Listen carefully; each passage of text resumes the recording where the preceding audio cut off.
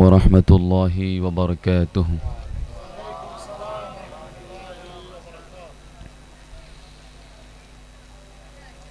أعوذ بالله من الشيطان الرجيم.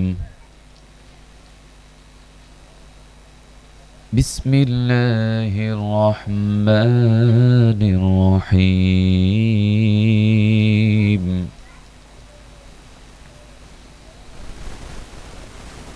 الحمد لله رب العالمين.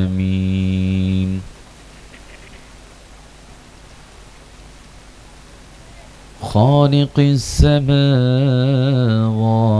والأرضين.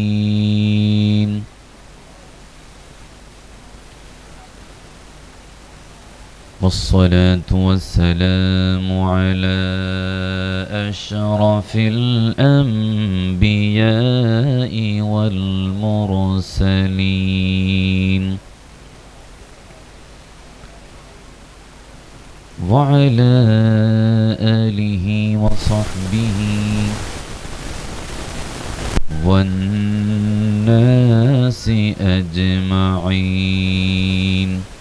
রব্বুল আলামিন আজকের এই প্রোগ্রামকে আমাদের শারীরিক সুস্থতা, পারিবারিক শান্তি, সামাজিক ঐক্য, দেশের উন্নতি, রাষ্ট্রের অগ্রগতি, ইহকালীন কল্যাণ এবং পরকালীন মুক্তি, বিশেষত হাসরের ময়দানে দয়াল নবীজির নূরানি হাত মুবারকের মাধ্যমে হাউজে কাউসারের পানি পান করে শাফাআতের মাধ্যমে বেলা হিসাব জান্নাতে যাওয়ার উসিলা হিসাবে আজকের এই মাহফিলকে রব্বুল আলামিন সকলের জন্য কবুল আর মঞ্জুর করুক। চিৎকার দিয়ে বলি আমিন। সম্মানিত উপস্থিতি, পবিত্র ঈদে মিলাদুন্নবীর প্রোগ্রাম, এই প্রোগ্রাম সকলের পক্ষে করা, আয়োজন করা, শরীক শামিল হওয়া, এটা সকলের তকদিরে নসিব হয় না। যাদেরকে আমার আল্লাহ দয়াল নবীজির উম্মত হিসাবে স্পেশাল নিয়ামত দিয়েছেন, ওনাদের মাধ্যমেই এই ঈদ মিলাদুন্নবীর প্রোগ্রাম হয় এবং ওনাদের মাধ্যমেই এই ঈদ মিলাদুন্নবীর প্রোগ্রামের আয়োজন করে এবং এই মিলাদুন্নবীর মাধ্যমে, মাহফিলের মাধ্যমে সামাজিক যে একটা বিপ্লব, একটা ইনকিলাব যে সৃষ্টি হয়, এটা আমাদের বড় পাওনা। এই পাওনাটা দিয়েছেন ঈদে মিলাদুন্নবী। জোরে বলুন সুবহানাল্লাহ। এই যে প্রোগ্রামে আসলে এতগুলো এলাকার মানুষকে একসাথে দেখা যাচ্ছে, একসাথে বসে দুরুদ, জিকির, তাসবিহ ইত্যাদি আদায় হচ্ছে। সুবহানাল্লাহ, আলহামদুলিল্লাহ, আল্লাহু আকবার, লা ইলাহা ইল্লাল্লাহ, কোরআন সুন্নাহর আলোচনা, কত কিছু হচ্ছে, বাচ্চারা আনন্দে উল্লাসিত হচ্ছে। এটাই হচ্ছে আমার নবীজির আরেকটা, দুনিয়া থেকে পর্দা করার পরেও এটা আরেকটা মুআজিজা, যে নবীজি এসে দুনিয়াতে থেকে যেভাবে মক্কা মদিনা শরীফকে আলোকিত করেছে, সেই নবীজির আগমনে খুশি হয়ে এখনো সমগ্র বিশ্ব ঈদ মিলাদুন্নবী উপলক্ষে আলোকিত হয়ে যাচ্ছে। জোরে বলুন সুবহানাল্লাহ। ভাইরা আমার, এই ঈদ মিলাদুন্নবীর আলোচনা শুধু আমরা করি এটা নয়, স্বয়ং নবীজি, এটা অথেন্টিক দলিলের মাধ্যমে প্রমাণিত একটা বিষয়। এখন এটা নিয়ে দলিল ভিত্তিক প্রমাণ করার প্রয়োজন হয় না, এটা প্রতিষ্ঠিত হয়েছে। এমনকি আমাদের সরকার স্বীকৃতি দিয়ে এখন জাতীয়ভাবে ঈদ মিলাদুন্নবী উদযাপন হচ্ছে। জোরে বলুন আলহামদুলিল্লাহ। এটা আমাদের আরেকটা বড় পাওনা। ভাইরা আমার, এই হাদিস শরীফটা মেশকাত শরীফের মধ্যে আছে।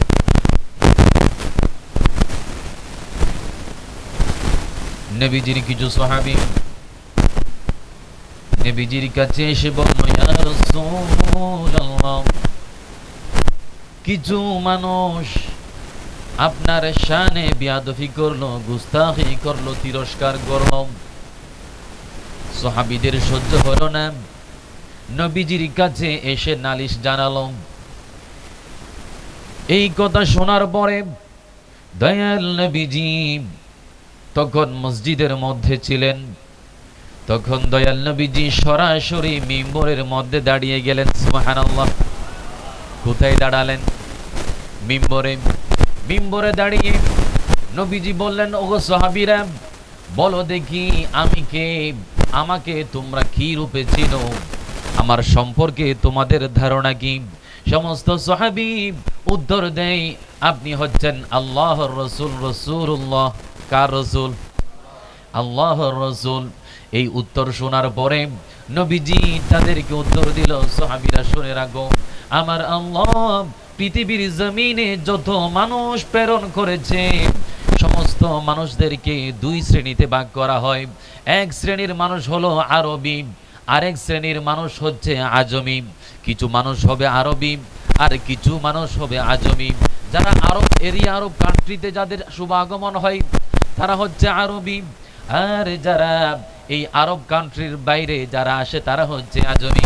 দয়াল নবীজি বললেন, ওগো সাহাবীরা, আমার আল্লাহ আজমিদের উপরে আরবিদেরকে স্পেশাল মর্যাদা দিয়েছে, সম্মানিত করেছে।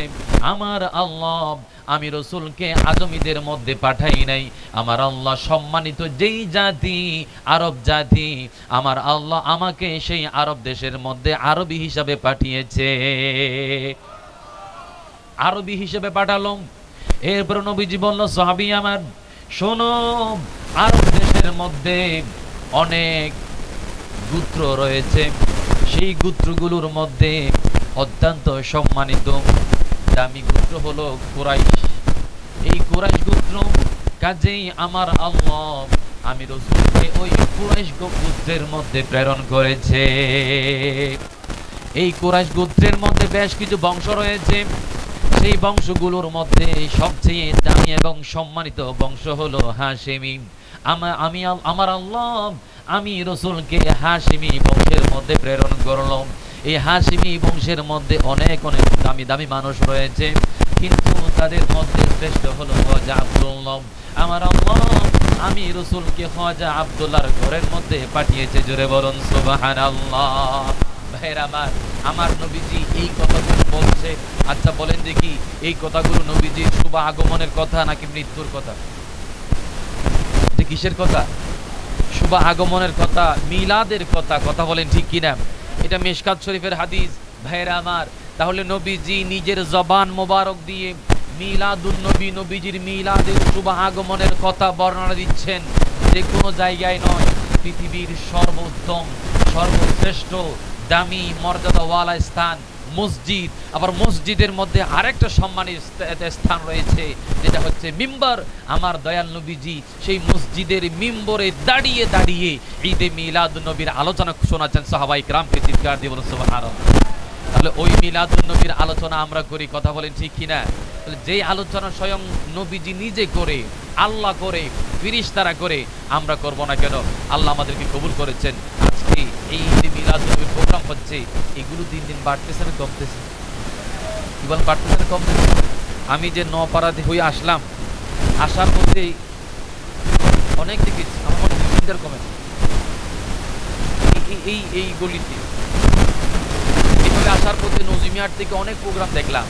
এইভাবে এই এই আমরা তো সর্বোচ্চ একটা দুইটা তিনটা প্রোগ্রামে যাওয়া যায় একটাতে, এর চেয়ে তো বেশি না, কিন্তু যেতে চায় একটাতে, ঢুকে পড়ে 15-20টা একই রাস্তায়। বলুন আলহামদুলিল্লাহ। কারণ আমার আল্লাহ ওয়াদা দিয়ে দিয়েছেন, ওয়ারাফা'না লাকা যিকরা, নবী গো আমি আপনার জিকির বলন্দ করব, বাড়িয়ে দেব।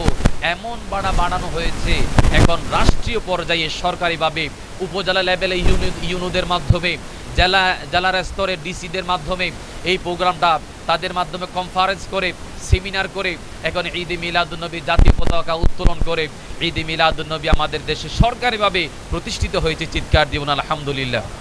আর একটু জোরে বলুন আলহামদুলিল্লাহ। আমরা ঈদে মিলাদুন নবী চাই কি চাই না? দরকার আছে কি নাই? ভাইরা আমার, এই ঈদে মিলাদুন নবী সরকারের স্বীকৃতি দিয়েছে, কিন্তু একটা শ্রেণী আছে এখন উভয় সংকট। কোন সংকট? উভয় সংকট। করতেও পারে না, আবার ছাড়তেও পারে না। করলেও বিপদ, আবার না করলেও বিপদ। আমাদের জন্য সব সময় ওপেন। আমরা তখনও হেসেছি, এখনো হাসতেছি, যে সরকার ডিক্লেয়ার দিয়েছে তাতেও হাসি, কিন্তু অনেকেই এই ঘোষণাতে এই প্রোগ্রাম দেওয়াতে অনেকে নারাজ কিনা। কি বলে নারাজ কিনা? যারা দুনিয়াতে নারাজ তারা দেখবেন হাসরের ময়দানেও নারাজ। কথা বলেন ঠিক কিনা?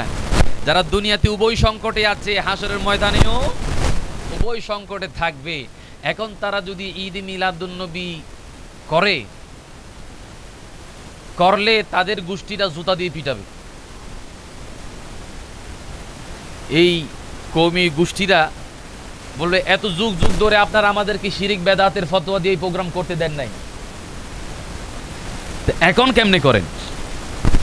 করলে বিপদ আছে কিনা? আবার না করলেও বিপদ। না করলে বিপদ হচ্ছে সরকারের দেওয়া ঘোষণা প্রোগ্রাম। সরকার দিয়েছে এই দৌড়াকে মাস্টার্সের পাস, তো মাস্টার্সের সার্টিফিকেট সরকারের দেওয়া, সেটা যখন নিয়েছে তো এখন সরকারের দেওয়া প্রোগ্রাম নিবে না কেন? এখন নিতে হয়, তো নিলেও আবার বিপদ, না নিলেও বিপদ। সরকারের কাছে প্রশ্ন আসবে, তোমরা মাস্টার্সের মান নিলা সরকারের দেওয়া, তো সরকারের দেওয়া প্রোগ্রাম নিবে না কেন? এখন না পারে ছাড়তে, না পারে করতে, উভয় সংকটে আছে কি নাই? এই দোনো জাহানে তার উভয় সংকটে থাকবে। হক সব সময় হক, না হক কিছু সময় হয়তো লেভেল দিয়ে রাখা যায়, কিন্তু মিথ্যা চিরজীবনের জন্য মিথ্যা থাকে, সেটাকে সত্যরূপে প্রমাণ করা যায়। আর হক সব সময় হক, আগে রাষ্ট্রীয়ভাবে না হলেও পরে হবে, না হলেও হক হক। কথা বলেন ঠিক কিনা? কাজে আল্লাহ ঈদ মিলাদুন্নবীর সাথে আমাদেরকে রেখেছেন, কিয়ামত পর্যন্ত থাকার তৌফিক দান করে চিৎকার দিয়ে বলি আমিন। আর যারা উভয় সংকটে আছে, বড় মহাবিপদে আছে, কি বলে ঠিক কিনা? মহাবিপদে আছে। তবে এখন লাইনে আসতেছে।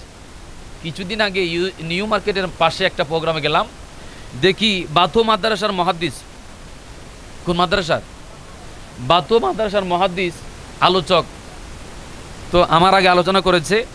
তো আমি হ্যান্ডবিল দেখে তো চিন্তা করলাম, আহা আল্লাহ হেদায়েত নসিব করুক।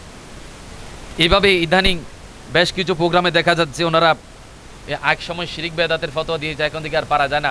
এবার এই বছর ঈদ মিলাদুন্নবী উপলক্ষে বেশ কিছু কওমি মাদ্রাসা কিন্তু বন্ধও দিয়েছে। সুবহানাল্লাহ বলেন না? আল্লাহ কবুল করে সকলে বলি আমিন। এটা হচ্ছে এই আমার পূর্ববর্তী আলোচক যিনি একটু ইঙ্গিত দিয়েছেন, ওনার আলোচনার মধ্যে একটা কথা ছিল, তারা নবীজিকে, আবুল আলা মওদুদী তিনি নবীজিকে নিজের মতো আমাদের মতো একজন মানুষ হিসেবে জেনেছে। যে বলল না নাউজুবিল্লাহ, এটা কত একটা নিম্নমানের কথা হতে পারে। কিসের সাথে কিসের তুলনা? ভাইরা আমার, আমরা হচ্ছি মুসলিম আর আমার রসুল হচ্ছে ইসলাম। আমরা হচ্ছি মুমিন আর আমাদের রসুল হচ্ছে ঈমান। ঠিক কি না? যে আমরা মারা গেলে আমাদের রেখে যাওয়া বিবিদেরকে তাদের ইদ্যত শেষ হয়ে যাওয়ার পরে আমাদের স্ত্রী আরেকটা শাদী করতে পারবে, অন্য একজন পুরুষ বিধবা মহিলাকে বিয়ে করতে পারবে। কিন্তু আমার দয়াল নবীজি দুনিয়া থেকে পর্দা করার পরে নবীজির বিবিদেরকে বিবাহ করা হারাম, কেউ বিয়ে করতে পারবে না। তার মানে এটার অন্যতম আরেকটা দলিল হচ্ছে আমাদের রসুল জিন্দা নবী। একজন মানুষ থাকা অবস্থায় তার বিবিকে যেমন কেউ বিয়ে করতে পারে না, তো শরীয়তের ফয়সালা হচ্ছে আমার দয়াল নবীজি পর্দা করার পরে দয়াল নবীজির বিবিদেরকে কেউ বিয়ে করতে পারবে না। এটার আরেকটা ডকুমেন্ট হলো আমার রসুল জিন্দা। কথা বলেন ঠিক কিনা? আমরা জিন্দা নবীর উম্মত। ভাইরা আমার, আমাদের রসুলের সাথে আমাদের কোন দিক দিয়ে তুলনা হবে? নবীজি হচ্ছেন শিক্ষক, পৃথিবীর সর্বশ্রেষ্ঠ শিক্ষক, আবার পৃথিবীর সর্বশ্রেষ্ঠ একমাত্র ছাত্র, সেটা হচ্ছে স্বয়ং আল্লাহর ছাত্র। জোরে বলুন সুবহানাল্লাহ। চিনতে ভুল হলে তাজিমে ভুল হবে। ওনারা ওই নিজের মতো খেয়াল করলে তাজিম আসবে কেমনে? তাজিম আসবে না। হযরত আদম আলাইহিস সালামকে وإذ قال للملائكة اسجدوا لآدم فسجدوا إلا إبليس রব্বুল আলামিন হযরত আদম আলাইহিস সালামকে সিজদা দিতে বলল, মানুষদেরকে নয়, সরাসরি যাদের কোনো ভুল নাই, ত্রুটি নাই, যারা সারাটা জীবন সারাটা মুহূর্ত পাক এবং পবিত্র, আল্লাহর জিকির তাসবিহ তাহলিলে সব সময় মগ্ন, এই শ্রেণীর ফেরেশতাদের মাধ্যমে আমার আল্লাহ হযরত আদম আলাইহিস সালামকে সিজদা দেওয়ালেন। ওনার কাছে কি পাওয়ার আছে? ওয়া আল্লামা আদামাল আসমাআ কুল্লাহ, আমার আল্লাহ আদম আলাইহিস সালামকে ইসিম, নেম, নাম শিক্ষা দিলেন। সবকিছুর এক একটা নাম আছে কিনা? নাম আছে। আল্লাহ আদম আলাইহিস সালামকে নামের জ্ঞান দিলেন, নাম শিক্ষা দিলেন। তো ওই শিক্ষা, ওই পাওয়ারটা ওনার কাছে থাকাতেই সিজদার উপযোগী হয়ে গেলেন ফেরেশতাদের। সিজদা কারা দিয়েছে? কারা দিয়েছে বলেন না? ফেরেশতারা। নির্দেশ দিয়েছে কে? আল্লাহর নির্দেশে ফেরেশতারা সিজদা দিয়েছে হযরত আদম আলাইহিস সালামকে। ওনার ভিতরে কি আছে? কিছু নাম জানা আছে, কিন্তু এই নামের পাওয়ারে যদি সিজদা পাওয়ার উপযোগী হয়ে যায়, আর আমার দয়াল নবীজি শুধু নাম নয়, আমার আল্লাহ বলেন ওয়া আল্লামাকা মা লাম তাকুন তা'লাম, ওগো নবীজি আপনি যা জানেন না সব কিছু আমি আল্লাহ আপনাকে জানিয়ে দিলাম। এখানে আর না জানার কিছু বাকি আছে? ওয়া আল্লামাকা মা লাম তাকুন তা'লাম, যা আপনি জানেন না। আমরা তো অনেক কিছু জানি না, সব কিছু জানি না ধরতে গেলে। যে ডাক্তার সে আবার ইঞ্জিনিয়ার না, যে ইঞ্জিনিয়ার সে আবার অ্যাডভোকেট না। কথা বলেন ঠিক কিনা? এক একজন এক এক সাইড নিয়ে কাজ করে, কিন্তু আল্লাহ বলতেছে নবীজি আপনি যা জানেন না সব আমি আল্লাহ আপনাকে জানিয়ে দিয়েছি। তো যদি আদম আলাইহিস সালাম নাম জেনে যদি সিজদা পায়, তো যিনি সব কিছু জানে ওনাকে কি করা দরকার? আপনারা চিন্তা করেন এবার, উনি কত সম্মানের অধিকারী হতে পারে।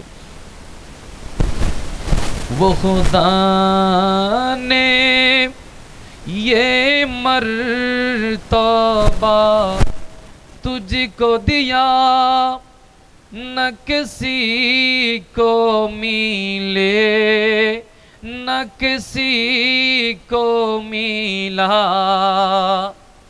এমন একটা মর্যাদা দিয়েছে আল্লাহ আমার রাসূলকে, যেটা কেউ অতীতেও পায় নাই, ভবিষ্যতেও পাবে না। সেরকম মর্যাদা আমাদের রাসূলকে দিয়েছেন। এই নবীজির পরিচয় ভুল হওয়াতেই ওনাদের তাজিমে সমস্যা হচ্ছে। আল্লাহ চেনার তৌফিক দান করুক। আমার আল্লাহ বলেন হুয়াল আউয়ালু ওয়াল আখির ওয়াল যাহিরু ওয়াল বাতিন ওয়া হুয়া বিকুল্লি শাইইন আলিম। এই আয়াতে কারিমার তাফসীর করতে গিয়ে শেখ আব্দুল হক মুহাদ্দিস দেহলভী রাহমাতুল্লাহি তাআলা আলাইহি তিনি বলেন এই আয়াতের মধ্যে আল্লাহর প্রশংসাও আছে, আবার আমার দয়াল নবীজির তাজিমও আছে। তিনি প্রথম, তিনি শেষ, তিনি প্রকাশ্য, তিনি গোপন, তিনি সব কিছু সম্পর্কে জানেন। সুবহানাল্লাহ। সমগ্র কুল কায়নাতের বিষয়ে, সৃষ্টির বিষয়ে আমার আল্লাহ প্রথম, আমার আল্লাহ সর্বশেষ, আমার আল্লাহ জাহের, আমার আল্লাহ বাতিন, আমার আল্লাহ সব কিছু জানে। আবার উম্মতের হাইসিয়ত দিকে খেয়াল করলে আমার দয়াল নবীজি প্রথম, সৃষ্টির দিকে খেয়াল করলে আমার রাসূল প্রথম, আবার আমার রাসূল শেষ। আমাদের রাসূল ওপেন, আমাদের রাসূল গোপন, আমাদের রাসূল সব কিছু জানে। জোরে বলেন সুবহানাল্লাহ। নবীজি হুয়াল আউয়ালু, তিনি প্রথম। তিনি কি প্রথম? কেমন প্রথম? এমনি পৃথিবীর জমিনে সর্বপ্রথম নবুয়তের দায়িত্ব নিয়ে এসেছেন হযরত আদম আলাইহিস সালাম, ঠিক কি না? প্রথম নবীর নাম কি? হযরত আদম আলাইহিস সালাম। আপনাদের কথা বুঝতে কোনো অসুবিধা হয়? কারণ বুঝতে পারতেছেন মিলাদুন নবীর মাস শেষ, আর আমরাও আর কত। হ্যাঁ, তো গতকালকে 2টা প্রোগ্রাম সারলাম, আবার জুমা, এরপর আরেকটা প্রোগ্রাম অ্যাটেন্ড করলাম আসরের পরে। আর কত পারি? এমনি কথা বুঝতে কোনো সমস্যা হচ্ছে না? আল্লাহ কবুল করে সকলে বলি আমিন। ইয়া রাসূলুল্লাহ ইয়া হাবিবাল্লাহ ইয়া রাসূল। আরো জোরে মোহাব্বত নিয়ে ইয়া রাসূলাল্লাহ ইয়া রাসূলাল্লাহ। আমি খেয়াল করেছেন ভূমিকা একেবারে সংক্ষিপ্ত করেছি, ৮ ঘন্টা ৩০ মিনিট ৪০ মিনিট নয়, কারণ মুখতাসার সময় প্রোগ্রাম শেষ করব। যেহেতু আমাদের প্রধান মেহমান আমাদের মঞ্চে রয়েছেন, ওনার কাছ থেকে দোয়া পাওয়ার আশা আছে। তো ভাইরা আমাদের রসুল প্রথম, কিন্তু হযরত আদম আলাইহিস সালাম পৃথিবীর জমিন প্রথম এসেছেন। এরপর আমার দয়াল নবীজি জানিয়ে দিয়েছেন খলাকাল্লাহু নূরি, আউয়ালু খলাকাল্লাহু নূরি। আমার নবীজি জানিয়ে দিয়েছেন আল্লাহ সর্বপ্রথম আমি রসুলের নূরকে সৃষ্টি করেছেন। কুনতু নবিয়্যাও ওয়া আদামু বাইনাল মাই ওয়াত তিন। আদম আলাইহিস সালাম যখন মাটি এবং পানিতে আকৃতি পায় নাই, মাটি এবং পানিতে যখন ছিলেন আকৃতি আসে নাই, আদম আলাইহিস সালামকে গঠন করা হয় নাই, বানানো হয় নাই, নবীজি বলেন আমি তখনও রসুল ছিলাম। শুধু তাই নয়, নবীজি একদিন হুজরা শরীফ থেকে বের হলেন। বেশ কত দূর যাওয়ার পরে দেখলেন কতগুলো সাহাবীরা সেখানে আলোচনা করতেছে। নবীজি তাদের সংলাপগুলো শুনতে লাগলো। তারা বলা শুরু করলো, আদম সফিউল্লাহ, আদম আলাইহিস সালাম সফিউল্লাহ ছিলেন। ঈসা রূহুল্লাহ, ঈসা আলাইহিস সালাম রূহুল্লাহ ছিলেন। মূসা কালিমুল্লাহ, হযরত মূসা আলাইহিস সালাম কালিমুল্লাহ ছিলেন। ইব্রাহিম খলিলুল্লাহ, ইব্রাহিম আলাইহিস সালাম খলিলুল্লাহ ছিলেন। এই কথাগুলো শোনার পরে কিন্তু তাদের জবানে আমার দয়াল নবীজির কোনো কথা বের হচ্ছে না, অন্যান্য নবীদের কথা বের হলো। নবীজি এই কথাগুলো শোনার পরে তাদেরকে বলল, গো সাহাবীরা, তোমরা যেই সকল কথা বললাম হক কথা বলেছ, বাস্তব কথা বলেছ, সত্য বলেছ, কিন্তু আমি রসুলকে তোমরা জানো। ওগো সাহাবীরা, আমি রসুল হচ্ছি হাবিবুল্লাহ। আমাদের রসুল কি বললাম? হাবিবুল্লাহ। নবীজি বলল আমি হলাম হাবিবুল্লাহ। এই কথার পিছনে কারণটা কি? অন্যান্য নবীদের যেই সকল রকম রয়েছে সেগুলো শুনে নবীজি নিজের পরিচয় আমাদের সামনে উপস্থাপন করল, আমি হচ্ছে হাবিবুল্লাহ। অন্যান্য নবীরা এই যে লকব পেল, হাবিবুল্লাহর মধ্যে পার্থক্য কোন জায়গায়? পার্থক্য হলো অন্যান্য নবীরা আমার আল্লাহকে রাজি করতে গিয়ে, আল্লাহকে খুশি করতে গিয়ে, আল্লাহর রিয়াজত করতে গিয়ে এই লকবগুলো তারা পেয়েছে, কিন্তু আমার দয়াল নবীজি এমন লকব পেল স্বয়ং আমার আল্লাহ আমার রসুলকে রাজি করার জন্য, আমার আল্লাহ নবীজিকে খুশি করার জন্য যেই লকবটা দেওয়া হয় সেটার নাম হচ্ছে হাবিবুল্লাহ। জোরে বলুন সুবহানাল্লাহ। সমস্ত নবী রসুল খুশি করতে চেয়েছে আমার আল্লাহকে, আর আমার আল্লাহ স্বয়ং খুশি করতে চাই আমাদের রসুলকে। খুদা কারে দাচ্ছা হেতা হে দুআলম, खुदा चाहता है रिदाए मोहम्मद, खुदा चाहता है रिदाए मोहम्मद। নবীজি পরিচয় দেওয়ার পরে বলেন, ওগো সাহাবীরা, এটার জন্য আমি কোনো ফখর করি না, আমি কোনো ফখর করি না। এরপরে আমার দয়াল নবীজি বলেন, সাহাবীরা শোনো, কিয়ামতের ময়দান যখন কায়েম হবে, সর্বপ্রথম যাকে কিয়ামতের ময়দানে উত্তোলন করা হবে, সর্বপ্রথম আমি রসুলকে ওঠানো হবে। ওগো সাহাবীরা, কিয়ামতের ময়দানে সর্বপ্রথম জবান খোলার জন্য যাকে অনুমতি দেওয়া হবে, সর্বপ্রথম যিনি শাফাআত করতে পারবে, ওই শাফাআত করার অনুমতি সর্বপ্রথম আমি রসুলকে দেওয়া হবে। উম্মতে আমার শুনে রাখো, সর্বপ্রথম যার শাফাআতকে কবুল করা হবে, যার শাফাআতকে গ্রহণ করা হবে, সর্বপ্রথম আমি রসুলের শাফাআতকে আল্লাহ কবুল করে নিবে। ওগো সাহাবীরা, শুধু তাই নয়, কিয়ামতের ময়দানে সব কিছুর ফয়সালা হয়ে যাওয়ার পরে সর্বপ্রথম জান্নাত যার জন্য খোলা হবে, সর্বপ্রথম আমি রাসূলের জন্য জান্নাতের দরজা খোলা হবে। শুধু তাই নয়, আমি রাসূলের জন্য সর্বপ্রথম জান্নাতের দরজা খুলে জান্নাতে সর্বপ্রথম আমি রাসূল প্রবেশ করব। এটার জন্য আমি রাসূলের কোনো ফখর নাই। নবীজি শুধু দুনিয়াতে প্রথম নয়, সৃষ্টির প্রথম নয়, হাসরের ময়দানেও, আর জোরে বলেন হাসরের ময়দানেও, জান্নাতের মধ্যেও। আর ওই প্রথম রাসূলের উম্মত আল্লাহ আমাদেরকে বানিয়েছেন। যেই রাসূলের উম্মত হওয়ার জন্য আমরা কোনো SMS দিই নাই, ইমেল করি নাই, চিঠি লিখি নাই, দোয়াও করি নাই, আল্লাহ আমাদেরকে রাসূলের উম্মত বানাও দোয়া করেছি কেউ? করি নাই। এই দয়া আমাদের উপর করেছে কে? আর চিৎকার দিয়ে বলে করেছে কে? ওই আল্লাহর জিকির করা দরকার আছে কি নাই? আল্লাহর জিকির করি আমার আল্লাহ আল্লাহ আল্লাহ হু লা ইলাহা ইল্লাহু আমার আল্লাহ আল্লাহ।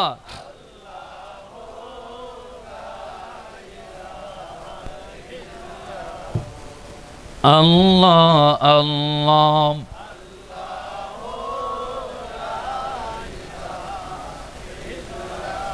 নবীজি প্রথম, আবার নবীজি সর্বশেষ। কেমন শেষ? আমার নবীজি হচ্ছেন খাতামুন নবিয়্যিন, নবীজি সর্বশেষ নবীজি, লা নবিয়্যা বা'দি, আমি রাসূলের পরে আর কেউ আসবে না। আবার সর্বশেষে কেন পাঠালেন? ভাইরা আমার, দেখবেন প্রোগ্রামের সমাপ্তি ঘোষণা করে সভাপতি সাহেবের বক্তব্যের মাধ্যমে, কথা বলেন ঠিক কিনা? আরো সহজ হয় যে বিবাহের আয়োজন হয় 2 দিন ব্যাপী, 3 দিন ব্যাপী, তো যার জন্য আয়োজন, যে বর সাহেবের জন্য, বর সাহেব কি সকলের আগে আসে না পরে আসে? সকলের পরে আসে, কিন্তু ওনার উপলক্ষে এত ইন্তজাম, সকলের পরে উনি আসে, আর উনি যাওয়ার পর আর কিছু নাই। এখানে কেউ থাকতে চায় না, সব প্রোগ্রাম শেষ, উনিই মূল। কাজী যেই বরের জন্য এত কিছু লাইটিং প্যান্ডেলিং করা হয়, দামি কনভেনশন হল, কমিউনিটি সেন্টার ভাড়া নেওয়া হয়, ঠিক আমার আল্লাহ এই পৃথিবীকে লাইট করে চন্দ্র সূর্য নক্ষত্র সব কিছু দিয়ে নবী রাসূল পাঠিয়ে সমস্ত কিছুকে সাজিয়ে দুনিয়াকে বসবাসের সম্পূর্ণ পরিপূর্ণ উপযোগী যখন করেছেন, সব কিছু যখন ওকে, এরপরে সর্বশেষে আমার আল্লাহ আমাদের রাসূলকে পাঠিয়ে দিয়েছেন। সেই জন্য আল্লাহ হযরত আজিমুল বরকত আহমদ রেজা খান ফাদেল বেলবি তিনি খুব চমৎকার বলেছেন, আমাদের রাসূল হচ্ছেন দোনোজাহানের দুলহা। अपने मौला का प्यारा हमारा नबी, दोनों आलम का दूल्हा हमारा नबी, सबसे औला हुआ हमारा नबी, सबसे बा।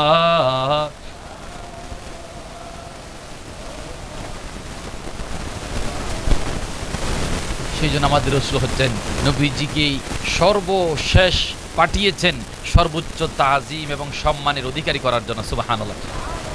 ওয়াজ্জাহির, তিনি প্রকাশ্য। কত প্রকাশ্য জানেন ভাইরা আমার?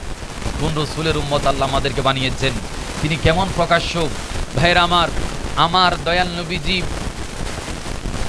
কিভাবে হাঁটতেন, কিভাবে বসতেন, কিভাবে ঘুমাতেন, কিভাবে ব্যবসা করতেন, কিভাবে সংসার করেছেন, কিভাবে হাট বাজার করেছেন, বিবিদের সাথে কিভাবে আচরণ করেছেন, কিভাবে সাহাবা ইকরামের সাথে কথা বলেছেন, কিভাবে বিচার করেছেন, কিভাবে উযু করেছেন, কিভাবে গোসল করেছেন, এভাবে নবীজি একজন মানুষ ঘুম থেকে ওঠা থেকে শুরু করে আবার ঘুমানো পর্যন্ত দয়াল নবীজি যা কিছু করেছেন সব কিছু পৃথিবীবাসীর কাছে স্পষ্টভাবে হাদিস শরীফের মধ্যে আছে কি নাই?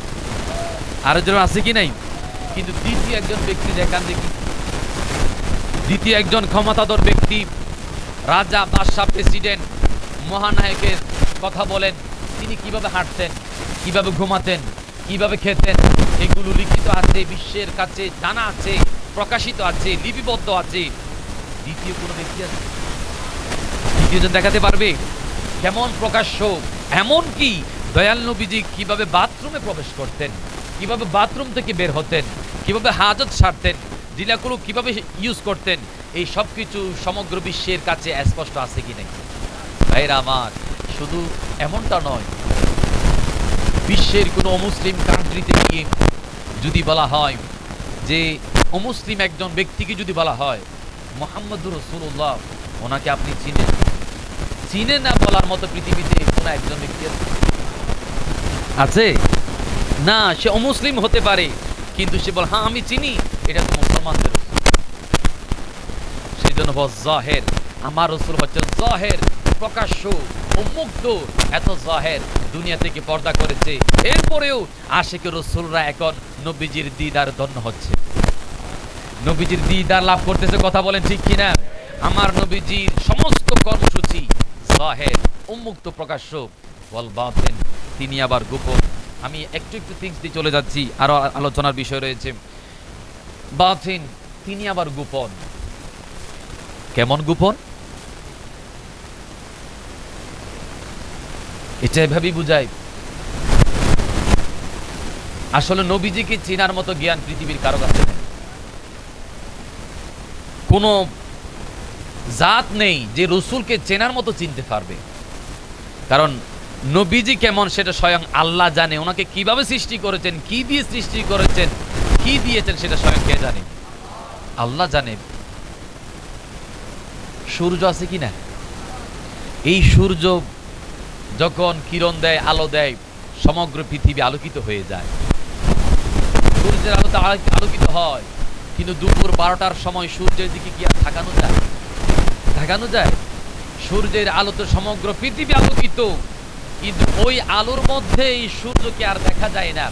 সূর্য গোপন হয়ে যায়, তাকাতে গেলেই সূর্য ঝলসে যায়, তাকানোর সুযোগ হয় না। ঠিক অনুরূপভাবে আমার আল্লাহ দয়াল নবীজির জাতে পাকের মধ্যে এমন কিছু নূর দিয়েছেন, ব্যক্তিগত, পারিবারিক, সামাজিক, রাজনৈতিক, অর্থনৈতিক, আন্তর্জাতিক, যত প্রকারের আদর্শ হতে পারে সমস্ত নূরগুলো দিয়ে আমার দয়াল নবীজিকে নূরান্বিত করেছেন। যেই নূরে সমগ্র বিশ্ব আলোকিত হয়েছে, যেই আলোর কারণে আর দয়াল নবীজিকে দেখার মতো, চেনার মতো, বুঝার মতো চক্ষু আমাদের কাছে। সেই জন্য আমাদের রাসূল গোপন, আমরা জানি না, কিন্তু যারা কিঞ্চিত পরিমাণ জানতে পেরেছে, বুঝতে পেরেছে, তারা জীবন দেওয়ার জন্য প্রস্তুত হয়েছে। কথা বলে ঠিক কিনা? সাহাবীরা জীবন দিতে প্রস্তুত ছিল। কেন? কারণ তারা রাসূলকে বুঝেছে। ভাইরা আমার, এটা আবু দাউদ শরীফের হাদিস। আমরা তো মনে করি ঈদ মিলাদুন্নবী করলেই বাস আমি আশিক রাসূল, এটাই মনে করি আমাদের জীবনের সবকিছু একেবারে শেষ। এটার মধ্যে সীমাবদ্ধ থাকলে চলবে না, আমাদেরকে আরো অনেক কিছু করা লাগবে। সাহাবীরা, এটা আবু দাউদ শরীফের হাদিস, সাহাবীরা যখন বাহিরে সফর করে, ব্যবসায়িক কাজ, অন্যান্য বিষয় যখন বাহিরে সফরে যেত, সফর শেষ হওয়ার পরে যখন তারা নিজ এলাকায় আসতেন, আসার পরে সর্বপ্রথম তারা নবীজির কদমে চলে যেতেন। কার কাছে? নবীজির কাছে। আচ্ছা, আমাদের দেশে যখন বিদেশ থেকে ভাইয়েরা আসে, তারা কি ইমাম সাহেবের কাছে যায়? প্রথমে কি পীর সাহেবের কাছে যায়? প্রথমে মা বাবার কাছে যায়, স্ত্রী পুত্রের কাছে যায়। কিন্তু সাহাবীরা মা বাবার কাছে যেতেন না, প্রথমে স্ত্রী পুত্রের কাছে যেতেন না, প্রথমে রসুলের দরবারে যেতেন। এই যে পার্থক্য, এই জায়গায় তারা রসুলকে এমন ভাবে চিনেছে, না আমার সফর শেষ করে এসেছি, আমার মোলাকাত আগে রসুলের সাথে হতে হবে। দেখেন তাদের মহব্বতের আকর্ষণটা কেমন, সম্পর্কটা কেমন ছিল। শুধু তাই নয়, ওই সাহাবীরা নবীজির দরবারে আসতো, দরবারে আসার পরে নবীজিকে আদবের সহিত সালাম জানাতো, সালাম দেওয়ার পরে নবীজির সাথে মুসাফাহা করে দয়াল নবীজির হাত মোবারকের মধ্যে চুমু দিয়ে দিত। চুমু দিয়ে দিত, ফতোয়া খুঁজে নাই। নবীজি আমি চুমু দিতে চাই, জায়েজ আছে কি নাই জিজ্ঞেস করেছিল। সাহাবীরা জিজ্ঞেস করেছে, করে নাই, চুমু দিয়েছে। হযরত ইমাম বুখারী রাহমাতুল্লাহি তাআলা আলাইহি লিখিত কিতাব আল আদাব আল মুফরাদ, এই কিতাবের মধ্যে 975 নম্বর হাদিস শরীফের মধ্যে আসছে যে সাহাবীরা শুধু হাতে নয়, ওই সাহাবীরা নবীজির কদমের মধ্যে। আর চিৎকার দিয়ে বলবেন না? ডান হাত তুলে বলে সুবহানাল্লাহ, বাম হাত তুলে বলি আলহামদুলিল্লাহ, দুই হাত তুলে বলি আল্লাহু আকবার, আর জোরে বলি ইয়া রাসূলুল্লাহ। নারায়ে তাকবীর, নারায়ে রিসালাত, নারায়ে গাউসিয়া, আহলে সুন্নাত ওয়াল জামাত, ঈদে মিলাদুন নবী। কদম মুবারক চুমু দিত, আফসোস লাগে এখন আমরা নবীজি কিন্তু কদম মুবারকে চুমু দিতে পারি না। অন্তত অন্তর থেকে তাজিমের সহিত দাঁড়িয়ে একটু সালাম দিতে চাই, কিয়াম করি, কথা বলে ঠিক কিনা? কিন্তু সেখানেও বাধা। মিলাদুন নবী করি, সেখানেও বাধা। কিয়াম করতে কি দেয়? দেয় কি না? বড় আফসোস লাগে ভাইরা আমার। না বুঝতে কি করবেন? কত বড় জাহেল। ওই আমার হুজুর যে বলেছে বাতিল জাল হক ওয়া যাহাকাল বাতিল, অন্ধ হলে তো চিরতরে শেষ। আচ্ছা, মসজিদে প্রবেশের একটা দোয়া আমরা কি দোয়া করি? বিসমিল্লাহি ওয়া সালাতু ওয়া সালামু আলা রাসূলিল্লাহ আল্লাহুম্মা ইফতাহলি আবওয়াবা রাহমাতিক। এটা ইবনে মাজাহ আপনারা এলাকার মানুষ, আপনারা মুহাম্মদী দরবারের মতো একটা দরবার পেয়েছেন, হুজুরের মতো একজন হাস্তিকে আপনারা পেয়েছেন। এটা বড় নিয়ামত। নিয়ামতের কদর করলে আল্লাহ নিয়ামত বাড়িয়ে দেয়, নিয়ামতের কদর না করলে আল্লাহ নিয়ামত কমিয়ে দেয়, উঠিয়ে নিয়ে যায়। তা আল্লাহ আমাদেরকে এই হুজুরের ছায়া এলাকা ব্যাপী, আমাদের দেশ ব্যাপী আরো বাড়িয়ে দিয়ে নেক হায়াত দান করুন। আর যখন আমি ভাইরা আমার এই যে বিসমিল্লাহি ওয়া সালাতু ওয়া সালামু আলা রাসূলিল্লাহ বলে দোয়া পড়ি, এটা ইবনে মাজাহ শরীফের হাদিস। তো মসজিদে মানুষ দাঁড়িয়ে প্রবেশ করে নাকি বসে প্রবেশ করে?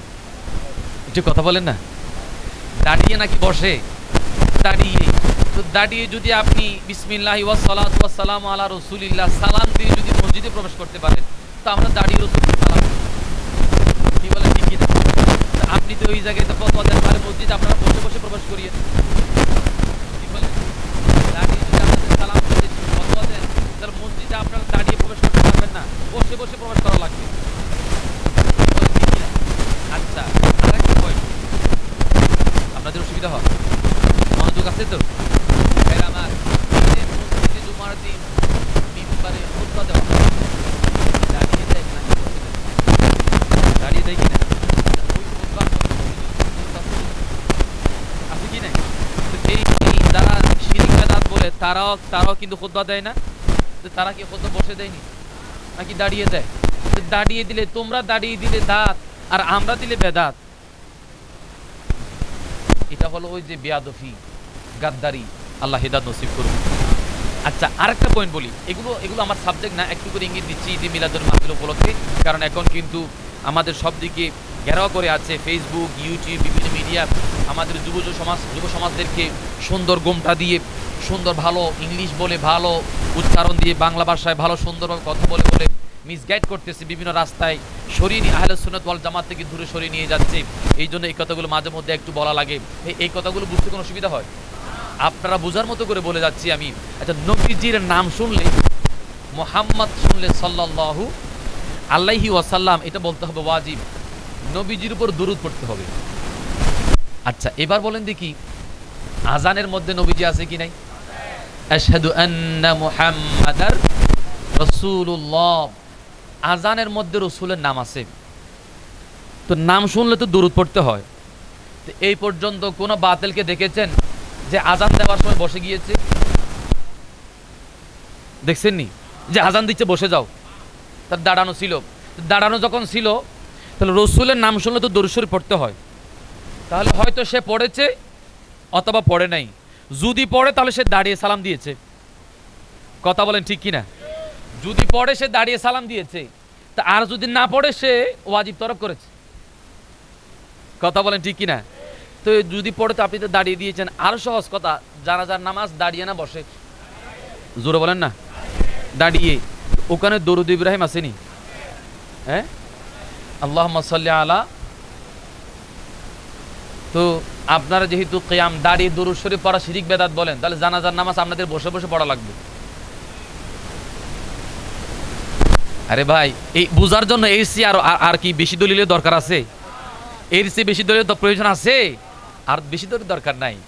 সারা জাহানে নামটি যাহার, সারা জাহানে নামটি যাহার, নবী আমার প্রাণ আমার ঈমান আমার, আসমান ও জমিনে যার নাম আছে, নামাজ ও কালামে যার নাম আছে, মসজিদ মিম্বরেতে যার নাম আছে, আজান ইকামতে যার নাম আছে, নবী আমার প্রাণ আমার ঈমান আমার, সারা জাহানে নামটি যাহার, নবী আমার প্রাণ আমার ঈমান আমার। আল্লাহুম্মা, একটু জোরে।